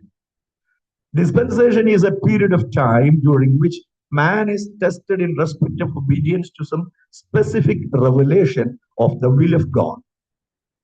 ഇതാണ് അതിന്റെ ഡെഫിനിഷൻ. യുഗം എന്ന് പറഞ്ഞാൽ, ഡിസ്പെൻസേഷൻ എന്ന് പറഞ്ഞാൽ മാറി മാറി വരുന്ന വ്യവസ്ഥകൾക്കനുസരിച്ച് അല്ലെങ്കിൽ കാലഘട്ടം അനുസരിച്ച് ദൈവം മനുഷ്യനോട് ഇടപെടുന്ന വ്യത്യസ്ത ഇടപാടുകളെയാണ്, ഇടപാടിൻ വ്യവസ്ഥകളെയാണ് യുഗം എന്ന് പറയുന്നത്. യുഗങ്ങൾ 7 ഉണ്ട്. 7 യുഗങ്ങൾ: നിഷ്കന്മഷ യുഗം, മനസാക്ഷി യുഗം, മാനുഷിക ഭരണയുഗം, വാഗ്ദത്ത യുഗം, ന്യായപ്രമാണ യുഗം, നമ്മൾ ഇന്നായിരിക്കുന്ന കൃപായുഗം, ഇനി വരാൻ പോകുന്ന സഹസ്രാബ്ദ യുഗം. 7. ഇത് 7 വ്യത്യസ്ത കാലഘട്ടങ്ങളാണ്. അപ്പൊ അതിനെ ഡിസ്പെൻസേഷണൽ തിയോളജി എന്നാണ്. എന്നാൽ ഇതിനെ നേരെ എതിർക്കുന്ന തിയോളജിയാണ് കവനന്റ് തിയോളജി. അതാണ് ഞാൻ മുമ്പേ പറഞ്ഞത്, ശിശുസ്നാനത്തെയൊക്കെ അംഗീകരിക്കുന്ന തിയോളജി. കവനന്റ് തിയോളജിക്കാർ പറയുന്നത് ദൈവത്തിന് ഒരു നിയമമേ ഉള്ളൂ. അത് ആദ്യ മനുഷ്യനായ ആദാമിനോട് ദൈവം ചെയ്ത നിയമമാണ്. ആ നിയമം അതേ രൂപത്തിൽ ഈ 2026 നടന്നുകൊണ്ടിരിക്കുന്നു. വ്യവസ്ഥകൾക്ക് മാറ്റമില്ല. ഇതാണ് അവര് പറയുന്നത്. നമ്മളൊന്ന് നോക്കിക്കേ, വ്യവസ്ഥകൾക്ക് മാറ്റമുണ്ടോ? ന്യായപ്രമാണ യുഗത്തിൽ ആരാധനയുടെ പ്രധാന ഭാഗമായിരുന്നു യാഗം, അല്ലെ? ആലയത്തിൽ സമാഗമന കൂടാരത്തിൽ ചെന്നാൽ അവിടെ സ്തോത്രവും ഹല്ലേലൂയയും അല്ല കേൾക്കുന്നത്, പശുവിന്റെ ആടിന്റെ കരച്ചിലാക്കി. ആണോ? നമ്മളിവിടെ വന്നാൽ അതുപോലെ ഉണ്ട്. ഇപ്പൊ കാലഘട്ടത്തിന് മാറ്റമുണ്ടോ? ഇവിടെ നമ്മളിപ്പം പശുവിനെ കൊണ്ടുവന്ന് കണ്ടിച്ചാല് കറി വെക്കാമെന്നല്ലാതെ യാഗം നടത്തുന്നു. യാഗം ഉണ്ടായിരുന്ന ഒരു ഡിസ്പെൻസേഷൻ കഴിഞ്ഞു. ആ യാഗം പൂർത്തീകരിച്ചു കഴിഞ്ഞ് ഒരു പുതിയ ഡിസ്പെൻസേഷൻ ആരംഭിച്ചു, കൃപയുടെ ഡിസ്പെൻസേഷൻ. അവിടുത്തെ ഡിസ്ട്രിബ്യൂഷൻ ഓഫ് ഗോഡ്സ് ഗ്രേസ്, ദൈവത്തിന്റെ കൃപ അവിടെ ഡിസ്പെൻസ് ചെയ്തിരിക്കുന്നത്, ഡിസ്ട്രിബ്യൂട്ട് ചെയ്തിരിക്കുന്നത് മറ്റ് എല്ലാ യുഗങ്ങളിൽ നിന്നും എൻറ്റയർലി ഡിഫറെന്റ് ആയിട്ടാണ്. സ്തോത്രം. ആട്ടുകൊറ്റന്മാരുടെയും പശുക്കിടാക്കളുടെയും രക്തത്താൽ അല്ല. ഇബ്രാഹിം ലേഖനക്കാരൻ പറയുകയാണ്, ഇബ്രാഹിം പൗലോസ് എഴുതിയ നമുക്ക് കൂടുതൽ വേദ പണ്ഡിതന്മാരും അഭിപ്രായം ആരായിക്കോട്ടെ, അതിന്റെ ആ പണ്ഡിതനായിരിക്കുന്ന എഴുത്തുകാരൻ ന്യായപ്രമാണത്തെയും പുതിയ കാലഘട്ടത്തെയും കമ്പയർ ചെയ്തുകൊണ്ട് പറയുകയാണ്, ആട്ടുകൊറ്റന്മാരുടെയും പശുക്കിടാക്കളുടെയും രക്തത്താൽ അല്ല. അപ്പോൾ മാറിയല്ലോ. ആദാമിനോട് ചെയ്ത വ്യവസ്ഥ, ന്യായപ്രമാണ കാലത്ത് മോശയോട് ചെയ്ത വ്യവസ്ഥ, ഇതെല്ലാം മാറിയില്ലേ പുതിയ നിയമകാലത്ത്? പിന്നെ ഈ കവനന്റ് തിയോളജി വെച്ചുകൊണ്ടിരുന്നാൽ എങ്ങനെ കാര്യം നടക്കും? ഉപദേശ പെസകിലേക്കല്ലേ പോകും. സ്തോത്രം. പെന്തക്കോസ്ത് സമൂഹം, പെന്തക്കോസ്ത് സഭകൾ 19-ാം നൂറ്റാണ്ടിൽ ഒരുമിച്ച് ചേർന്ന് ദൈവശാസ്ത്രത്തിന്റെ ഒരു സമന്വയം കൊണ്ടുവന്നു. അമേരിക്കയിലാണെന്ന് ലിബറൽ തിയോളജി ശക്തമായിരുന്ന കാലഘട്ടത്തിൽ യഥാർത്ഥ തിയോളജി എന്താണ്, ദൈവശാസ്ത്രം എന്താണ്, ഭാവിയെക്കുറിച്ചുള്ള ദൈവത്തിന്റെ പദ്ധതി എന്താണ്, അത് ജനങ്ങളെ മനസ്സിലാക്കാൻ നമുക്ക് നല്ല ഒരു തിയോളജിക്കൽ റൂട്ട് നമുക്ക് ആവശ്യമാണ്, ഒരു റൂട്ട് മാപ്പ് ആവശ്യമാണ് എന്ന് ചിന്തിച്ചതിന്റെ ഫലമായിട്ട് ഉടലെടുത്തതാണ് അമേരിക്കയിലെ ഡാളസിലുള്ള ഡാളസ് തിയോളജിക്കൽ സെമിനാരി. ഇന്ത്യയിലെ പെന്തക്കോസ്ത് സമൂഹത്തിലെ ഉന്നതരായിരിക്കുന്ന അനേകരും ആ സ്ഥാപനത്തിലെ വിദ്യാർത്ഥികൾ. ഡിസ്പെൻസേഷണൽ തിയോളജി ഏറ്റവും ശക്തമായി ഇന്നും പഠിപ്പിക്കുന്ന ഒരു സ്ഥാപനമാണ് ഡാളസ് തിയോളജിക്കൽ സെമിനാരി. സ്തോത്രം. ഹിന്ദുസ്ഥാൻ ബൈബിൾ ഇൻസ്റ്റിറ്റ്യൂട്ട് ഞങ്ങളിൽ പലരും കേട്ടിട്ടുണ്ടായിരിക്കും, ചെന്നൈയിലുള്ള, മദ്രാസിലുള്ള ഇന്ത്യയിലെ ഏറ്റവും പ്രശസ്തമായ ബൈബിൾ ഇൻസ്റ്റിറ്റ്യൂട്ടുകളിൽ ഒന്നാണ്. അതിന്റെ സ്ഥാപകൻ പോൾ വി ഗുപ്ത, അദ്ദേഹത്തിന്റെ മകൻ ഡാലസ് തിയോളജിക്കൽ സെമിനാരിയുടെ ഗ്രാജുവേറ്റ് ആണ്. സെൻട്രൽ ഇന്ത്യ ബൈബിൾ ഇൻസ്റ്റിറ്റ്യൂട്ട് ഇറ്റാർസിയിൽ കുര്യൻ തോമസ് എന്ന് പറയുന്ന ദൈവദാസൻ സ്ഥാപിച്ച സ്ഥാപനം, അദ്ദേഹത്തിന്റെ മകൻ ഡാലസ് തിയോളജിക്കൽ സെമിനാരിയിലെ സന്താനമാണ്. SABC southern Asia Bible college, അതുപോലെ തന്നെ സയാക്സ്, എൻ്റെ മോന് ഇവിടെ രണ്ടിടത്തും പഠിച്ചത്, തിയോളജി MTH ചെയ്തത് സയാക്സിലാണ്. ഇതെല്ലാം, ഈ സ്ഥാപനങ്ങളെല്ലാം ഫോളോ ചെയ്യുന്നത് ഡിസ്പെൻസേഷണൽ തിയോളജിയാണ്. കാരണം അതാണ് യഥാർത്ഥ ഭാവികാല സംഭവങ്ങളെ, ദൈവ പദ്ധതികളെ വെളിപ്പെടുത്തുന്ന തിയോളജി. ഇത് നമ്മൾ വ്യാഖ്യാനിച്ചുണ്ടാക്കിയതല്ല. സ്വർഗത്തിലെ ദൈവം തന്റെ ദാസനായ യോഹന്നാന് വെളിപ്പെടുത്തി കൊടുത്ത സംഭവങ്ങളുടെ ക്രമമാണ്. സ്തോത്രം. അപ്പൊ വെളിപ്പാട് പുസ്തകം നമ്മൾ പഠിക്കുമ്പോൾ ഡിസ്പെൻസേഷണൽ തിയോളജിയാണ് അവിടെ വെളിവായി വരുന്നത്. എന്താണ് ഡിസ്പെൻസേഷണൽ തിയോളജി എന്ന് പറയുമ്പോൾ? ഓരോ കാലഘട്ടം അതായത് നമ്മള് ഒന്നാം അധ്യായം എന്ന് പറയുന്നത് തേജസ്കരിക്കപ്പെട്ട ക്രിസ്തു, മഹത്വധാരിയായ ക്രിസ്തു. 2ഉം 3ഉം അധ്യായം ഏതാണ്? സഭകൾക്കുള്ള ദൂത്. നിങ്ങൾ വെളിപ്പാട് പുസ്തകം പഠിക്കാനല്ലേ വന്നത്? അപ്പൊ ഇത് ആരെങ്കിലും ചോദിച്ചാൽ പറയണം. 1-ാം അധ്യായത്തിൽ എന്താ കാണുന്നത്? യേശു ക്രിസ്തുവിന്റെ വെളിപ്പാട്. Jesus Christ in his glorified divine personality, divine form. 2ഉം 3ഉം അധ്യായങ്ങളിൽ മെസ്സേജ് ടു ദ 7 churches, 7 സഭകൾക്കുള്ള ദൂത്. അപ്പൊ 2ഉം 3ഉം അധ്യായത്തിൽ മാത്രമേ സഭകളെ കാണൂ. പിന്നെ സഭയെ നമ്മൾ കാണുന്നത് 19-ാം അധ്യായത്തിൽ. 19-ാം അധ്യായത്തിൽ കുഞ്ഞാടിന്റെ കല്യാണവും വന്നുവല്ലോ, അവന്റെ കാന്തയും തന്നെത്താൻ ഒരുക്കിയിരിക്കുന്നു. അവൾക്ക് ശുദ്ധവും ശുഭ്രവുമായ വിശേഷ വസ്ത്രം ധരിപ്പാൻ കൃപ ലഭിച്ചിരിക്കുന്നു. ഇത് വിശുദ്ധന്മാരുടെ നീതി പ്രവർത്തികൾ തന്നെ.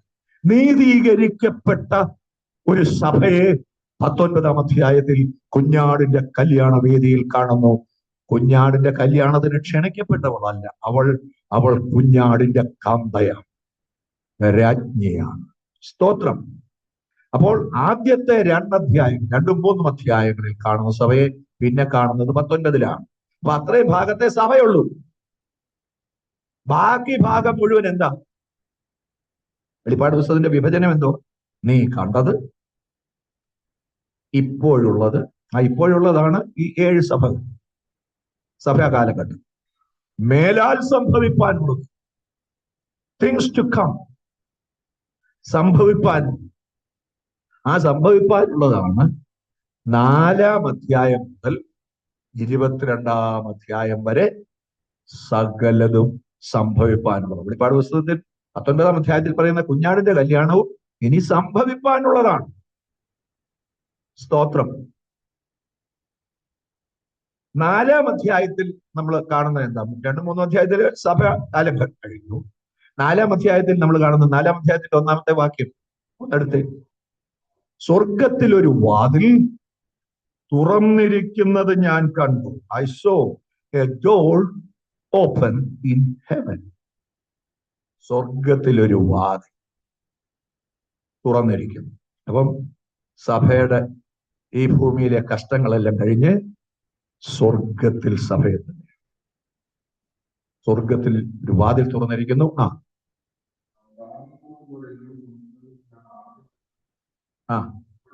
ഇവിടെ കയറി വരിക.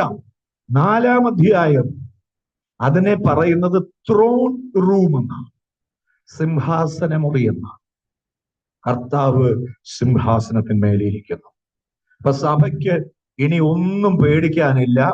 സിംഹാസനത്തിൽ ഒറ്റ അധിപനേ ഉള്ളൂ, അത് നമ്മുടെ കർത്താവാണ്. സ്തോത്രം. He is on the thrown. അവൻ സിംഹാസനത്തിൽ. നമ്മുടെ ഏത് കഷ്ടങ്ങളിൽ കൂടെ പോകുമ്പോഴും, ഏത് പ്രതിസന്ധികളിൽ കൂടെ പോകുമ്പോഴും ഈ ഒരൊറ്റ കാര്യം മനസ്സിലോർത്താൽ മതി. He is on the thrown. സ്തോത്രം. അവൻ സിംഹാസനത്തിൽ ഇരിക്കുന്നു. എന്റെ കർത്താവ് സിംഹാസനത്തിൽ ഇരിക്കുന്നു. എന്റെ കർത്താവ്, അവന്റെ കയ്യിലാണ് സകല അധികാരവും. എവരി അതോറിറ്റി, സ്വർഗത്തിലും ഭൂമിയിലും ഭൂമിക്ക് കീഴിലുമുള്ള സകല അധികാരവും പിതാവ് എനിക്ക് തന്നിരിക്കുന്നു. ആ അധികാരം അവൻ ഞങ്ങൾക്ക് തന്നിരിക്കുന്നു. ആ കൺഫർമേഷൻ, ആ അഫർമേഷൻ, ആ ഉറപ്പ് നമുക്കുണ്ടെങ്കിൽ നമ്മൾ ഒന്നിനെയും ഭയപ്പെടേണ്ടതില്ല. ആ സന്ദേശമാണ് ഈ ത്രോൺ റൂം നൽകുന്നത്. Praise the Lord. ഹല്ലേലൂയ. ഇനി 5-ാം അധ്യായത്തിലേക്ക് വരുമ്പോഴും, 5-ാം അധ്യായത്തിലേക്ക് വരുമ്പോൾ the scroll and the lamb and worship. കുഞ്ഞാടിന്റെ കയ്യിലിരിക്കുന്ന പുസ്തകവും, പിതാവിന്റെ കയ്യിൽ നിന്ന് കുഞ്ഞാട് വാങ്ങുന്ന പുസ്തകം, 7 മുദ്രകളാൽ മുദ്രയിടപ്പെട്ട പുസ്തകം. പിന്നെ ആ കുഞ്ഞാടിനെ യോഗ്യൻ എന്ന് പറഞ്ഞ് ആരാധിക്കുന്ന വലിയ സദസ്സ്. ഇതാണ് 5-ാം അധ്യായം. ഇനി നമുക്ക് ഇത്രേ പോകാൻ ഒക്കും. അപ്പൊ ഇങ്ങനൊരു വിവരണം മാത്രമേ നമുക്ക് അതിനുള്ള ടൈമേ നമുക്ക്. ഓക്കെ. ഇനി 6 മുതൽ 18 വരെയുള്ള അധ്യായം. 7 മുദ്രകൾ പൊട്ടിക്കുന്നു. കുഞ്ഞാടാണ് ഓരോ മുദ്രയും പൊട്ടിക്കുന്നത്. അല്ലാതെ വേറെ ആരെയും കൊണ്ട് ഇങ്ങോട്ട് വന്നേ ഇതെനിക്ക് പൊട്ടിക്കാനൊക്കെ തരും, നീ ഒന്ന് പൊട്ടിച്ചെന്ന് പറഞ്ഞ് വേറെ ആരെയും കൊണ്ടല്ലോ പൊട്ടിക്കുകയല്ല. കുഞ്ഞാട് തന്നെ പുസ്തകം അവന്റെ കയ്യിൽ വെച്ചിരിക്കുന്നു. കുഞ്ഞാട് തന്നെ അതിന്റെ മുദ്ര പൊട്ടിക്കുന്നു. ഒരു മുദ്ര പൊട്ടിച്ചാൽ അടുത്ത മുദ്ര വരെ ഉള്ളത് വായിക്കാം. അങ്ങനെ റോളാണ്, ആ സ്ക്രോളാണ്. അത് പൊട്ടിക്കുന്നു. 7 മുദ്രകൾ പൊട്ടിക്കുന്നു. 7 മുദ്രകളിൽ 7-ാമത്തെ മുദ്ര പൊട്ടിക്കുമ്പോൾ 7 കാഹളങ്ങൾ പ്രത്യക്ഷപ്പെടും. 6-ാമത്തെ മുദ്ര പൊട്ടിക്കുമ്പോൾ ഈ കാഹളം ഉള്ളത് ആർക്കും അറിയത്തില്ല, യോഹന്നാനും അറിയത്തില്ല. ഈ പുസ്തകത്തിനകത്ത് എന്താണെന്ന് അറിയാൻ യോഹന്നാൻ കരഞ്ഞു എന്നാണ്. സ്തോത്രം. ഈ പുസ്തകം വാങ്ങാൻ ആരുമില്ല. ഈ പുസ്തകം വാങ്ങുവാനും അതിന്റെ മുദ്ര പൊട്ടിപ്പാനും യോഗ്യൻ ആരുള്ളൂ എന്ന് സ്വർഗത്തിൽ ഒരു മഹാഘോഷമുണ്ടായി. ആരെയും കാണായികയാൽ യോഹന്നാൻ കരഞ്ഞു. പുസ്തകത്തിൽ അകത്തെഴുതിയിരിക്കുന്ന എന്താണെന്ന് അറിയാനുള്ള കരച്ചിലല്ല, ഇത് വാങ്ങാൻ ആരുമില്ലല്ലോ, ഇതിന് യോഗ്യനാരുണ്ട് ഈ പുസ്തകം വാങ്ങാൻ. സ്വർഗത്തിലെ ദൈവം മുദ്രയിട്ട ഈ പുസ്തകം വാങ്ങാൻ യോഗ്യനാരുണ്ട്. സ്തോത്രം. അപ്പോഴാണ് 24 മൂപ്പന്മാരിൽ ഒരുത്തൻ വിളിച്ചു പറഞ്ഞു, യോഹന്നാനെ കരയണ്ട, ഡോണ്ട് ക്രൈ. പുസ്തകം വാങ്ങാൻ മാത്രമല്ല, അതിന്റെ 7 മുദ്രയും പൊട്ടിക്കുവാനും യോഗ്യനായി ഒരുവൻ ജയം പ്രാപിച്ചു വന്നിരിക്കുന്നു. ആരാണത്? യഹൂദാ ഗോത്രത്തിലെ ബാലസിംഹവും ദാവീദിന്റെ വേരുമായവൻ. സ്തോത്രം. യഹൂദാ ഗോത്രത്തിലെ ബാലസിംഹം, ദ ലൈൻ ഓഫ് ജൂദ.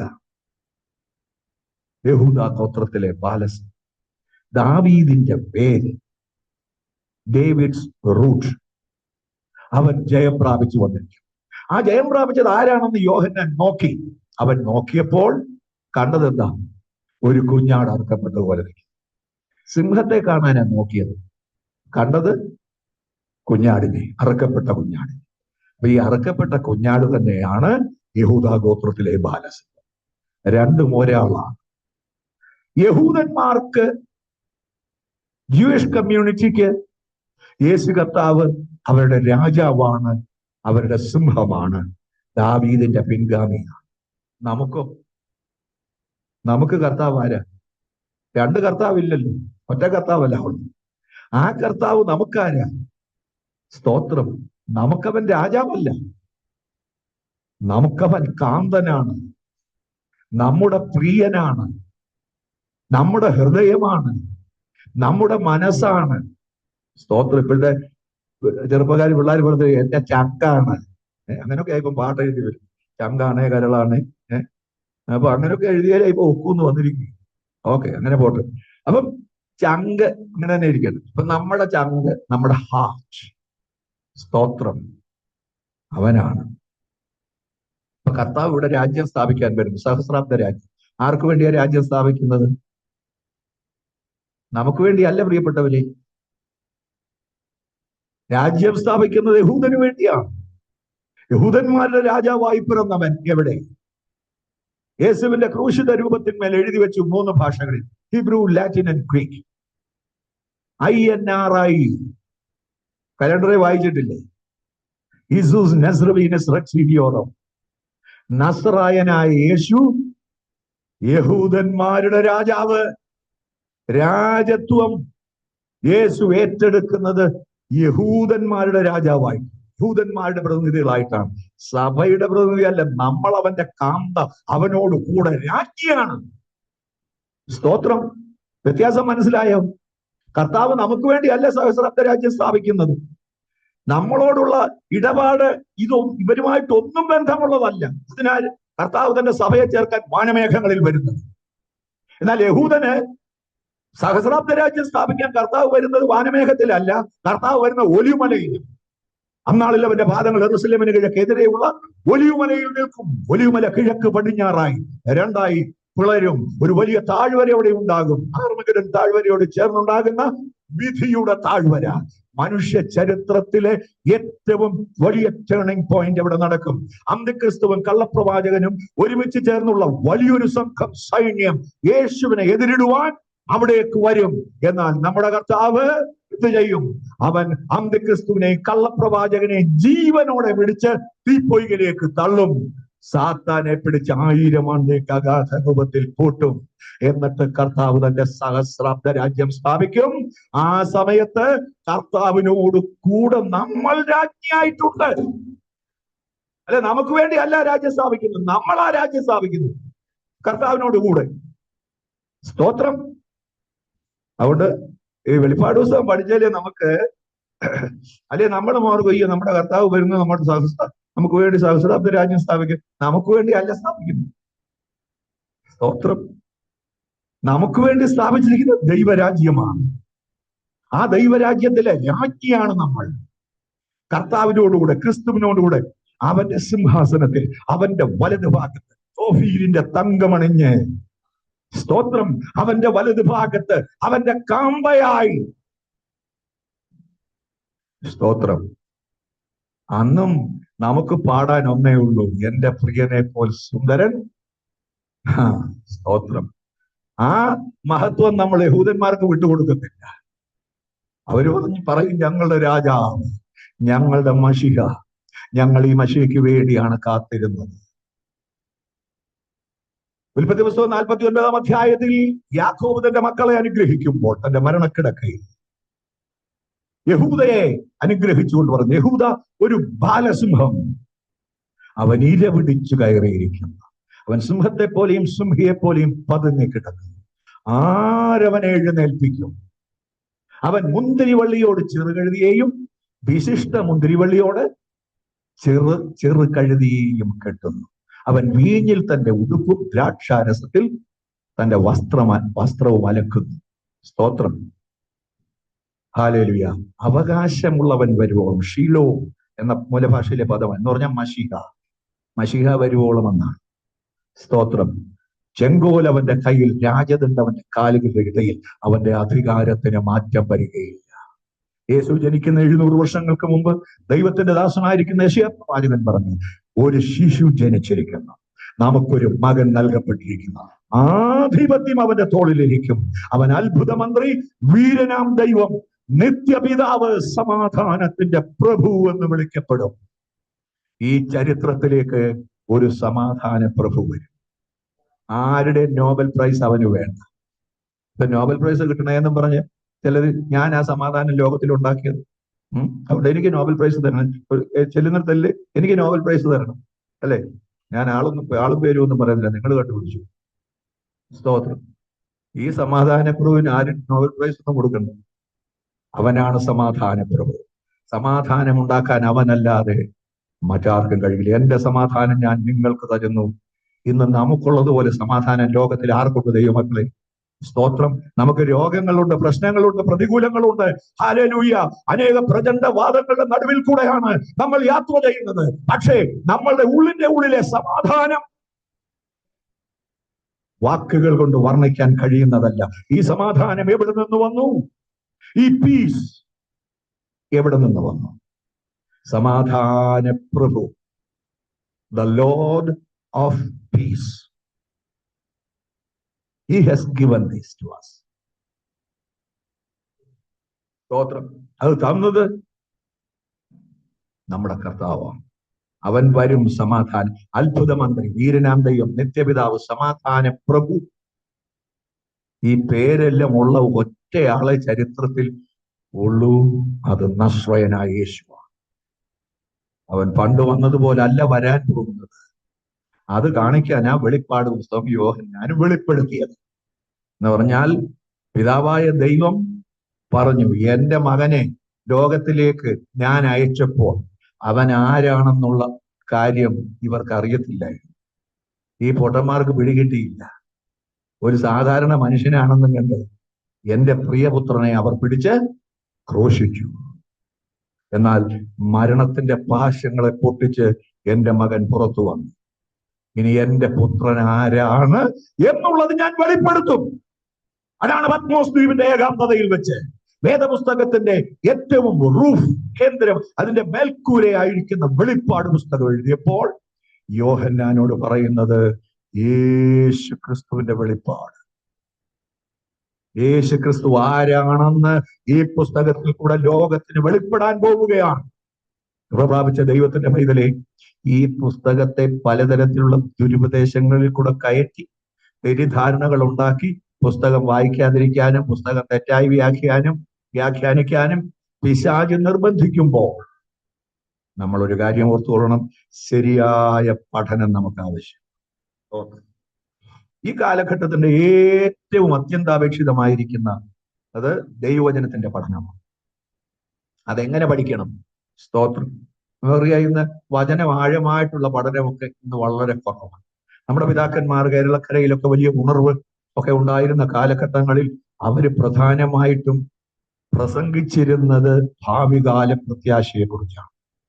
ഇന്ന് അതിനെക്കുറിച്ച് വലിയ പ്രസംഗമുണ്ട്. അനുഗ്രഹം. ഞാൻ നിന്നെ UK വിടും, ഞാൻ നിന്നെ അയർലൻഡിലോട്ട് വിടും, അവിടുന്ന് ഞാൻ നിന്നെ പിന്നെ വേറൊരിടത്തോട്ട് വിടും. ഇതൊക്കെയല്ലേ ഇന്നത്തെ, ഇതൊക്കെ കേൾക്കാൻ ആളുകൾക്ക് ഭയങ്കര ഇഷ്ടമാണ്.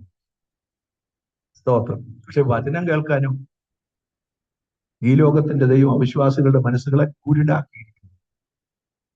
കാരണം അന്ത്യകാലമാണിത്. അങ്ങനെ വരുമെന്ന് തിരുവെഴുത്ത് തന്നെ പറയുന്നു. അപ്പൊ അതിൽ നിന്നൊരു കുടഞ്ഞെഴുന്നേൽപ്പ് നമുക്ക് ആവശ്യമാണ്.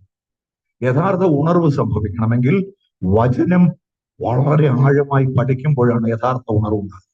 അല്ല ചുമ്മാതെ കൈയടിച്ച് പൊട്ടിക്കുന്നതല്ല.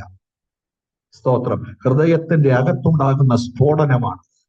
അത് നമ്മുടെ ജീവിതത്തിന്റെ എല്ലാ തലങ്ങളെയും മാറ്റിമറിക്കുന്നതാണ്. നമ്മുടെ വ്യൂസ് എല്ലാം മാറ്റുന്നതാണ്. ഹല്ലേലൂയ. നമ്മുടെ കാഴ്ചപ്പാടുകളെ എല്ലാം വ്യത്യാസപ്പെടുത്തുന്നതാണ്. നമ്മൾ അതുവരെ ആയിരുന്ന വ്യക്തിയേ ആയിരിക്കയില്ല യഥാർത്ഥ ഉണർവുണ്ടായി കഴിഞ്ഞാൽ. ആകെ മാറും. ഇയാൾക്ക് ഈ മാറ്റം എങ്ങനെ സംഭവിച്ചെന്ന് ലോകം കണ്ട് അത്ഭുതപ്പെടും.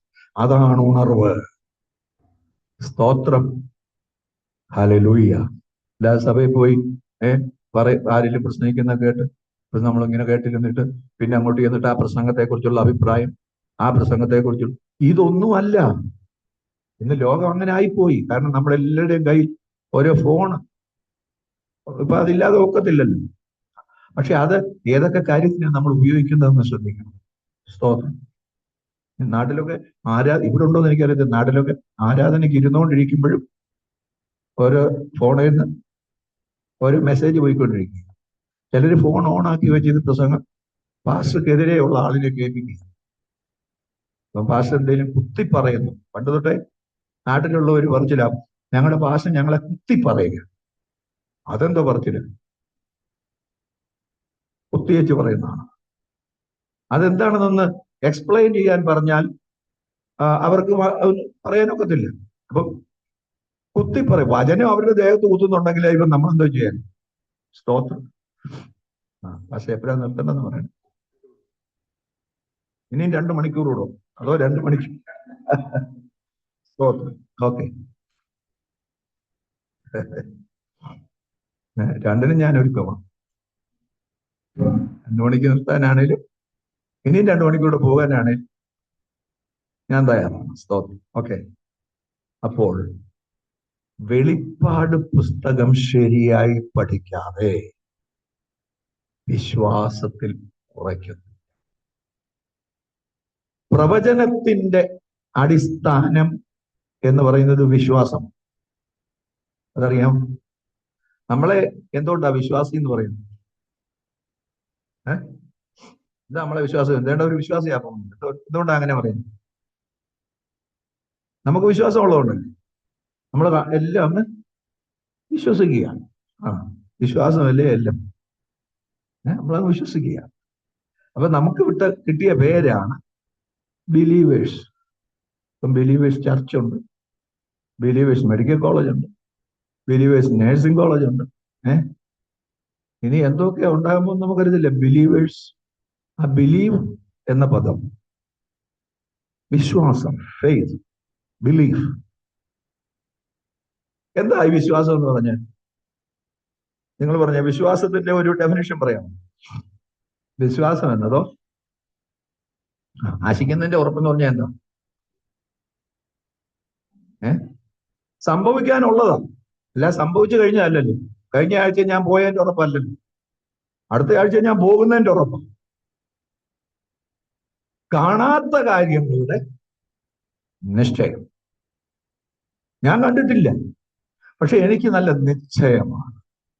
അതിനെയാണ് പച്ച മലയാളത്തിൽ പ്രവചനം എന്ന് പറയുന്നത്, പ്രൊഫസി. അപ്പൊ വിശ്വാസിയുടെ അടിസ്ഥാനം എന്താണ്? നമ്മൾ ഏത് അടിസ്ഥാനത്തിന്മേലാണ് നിൽക്കുന്നത്?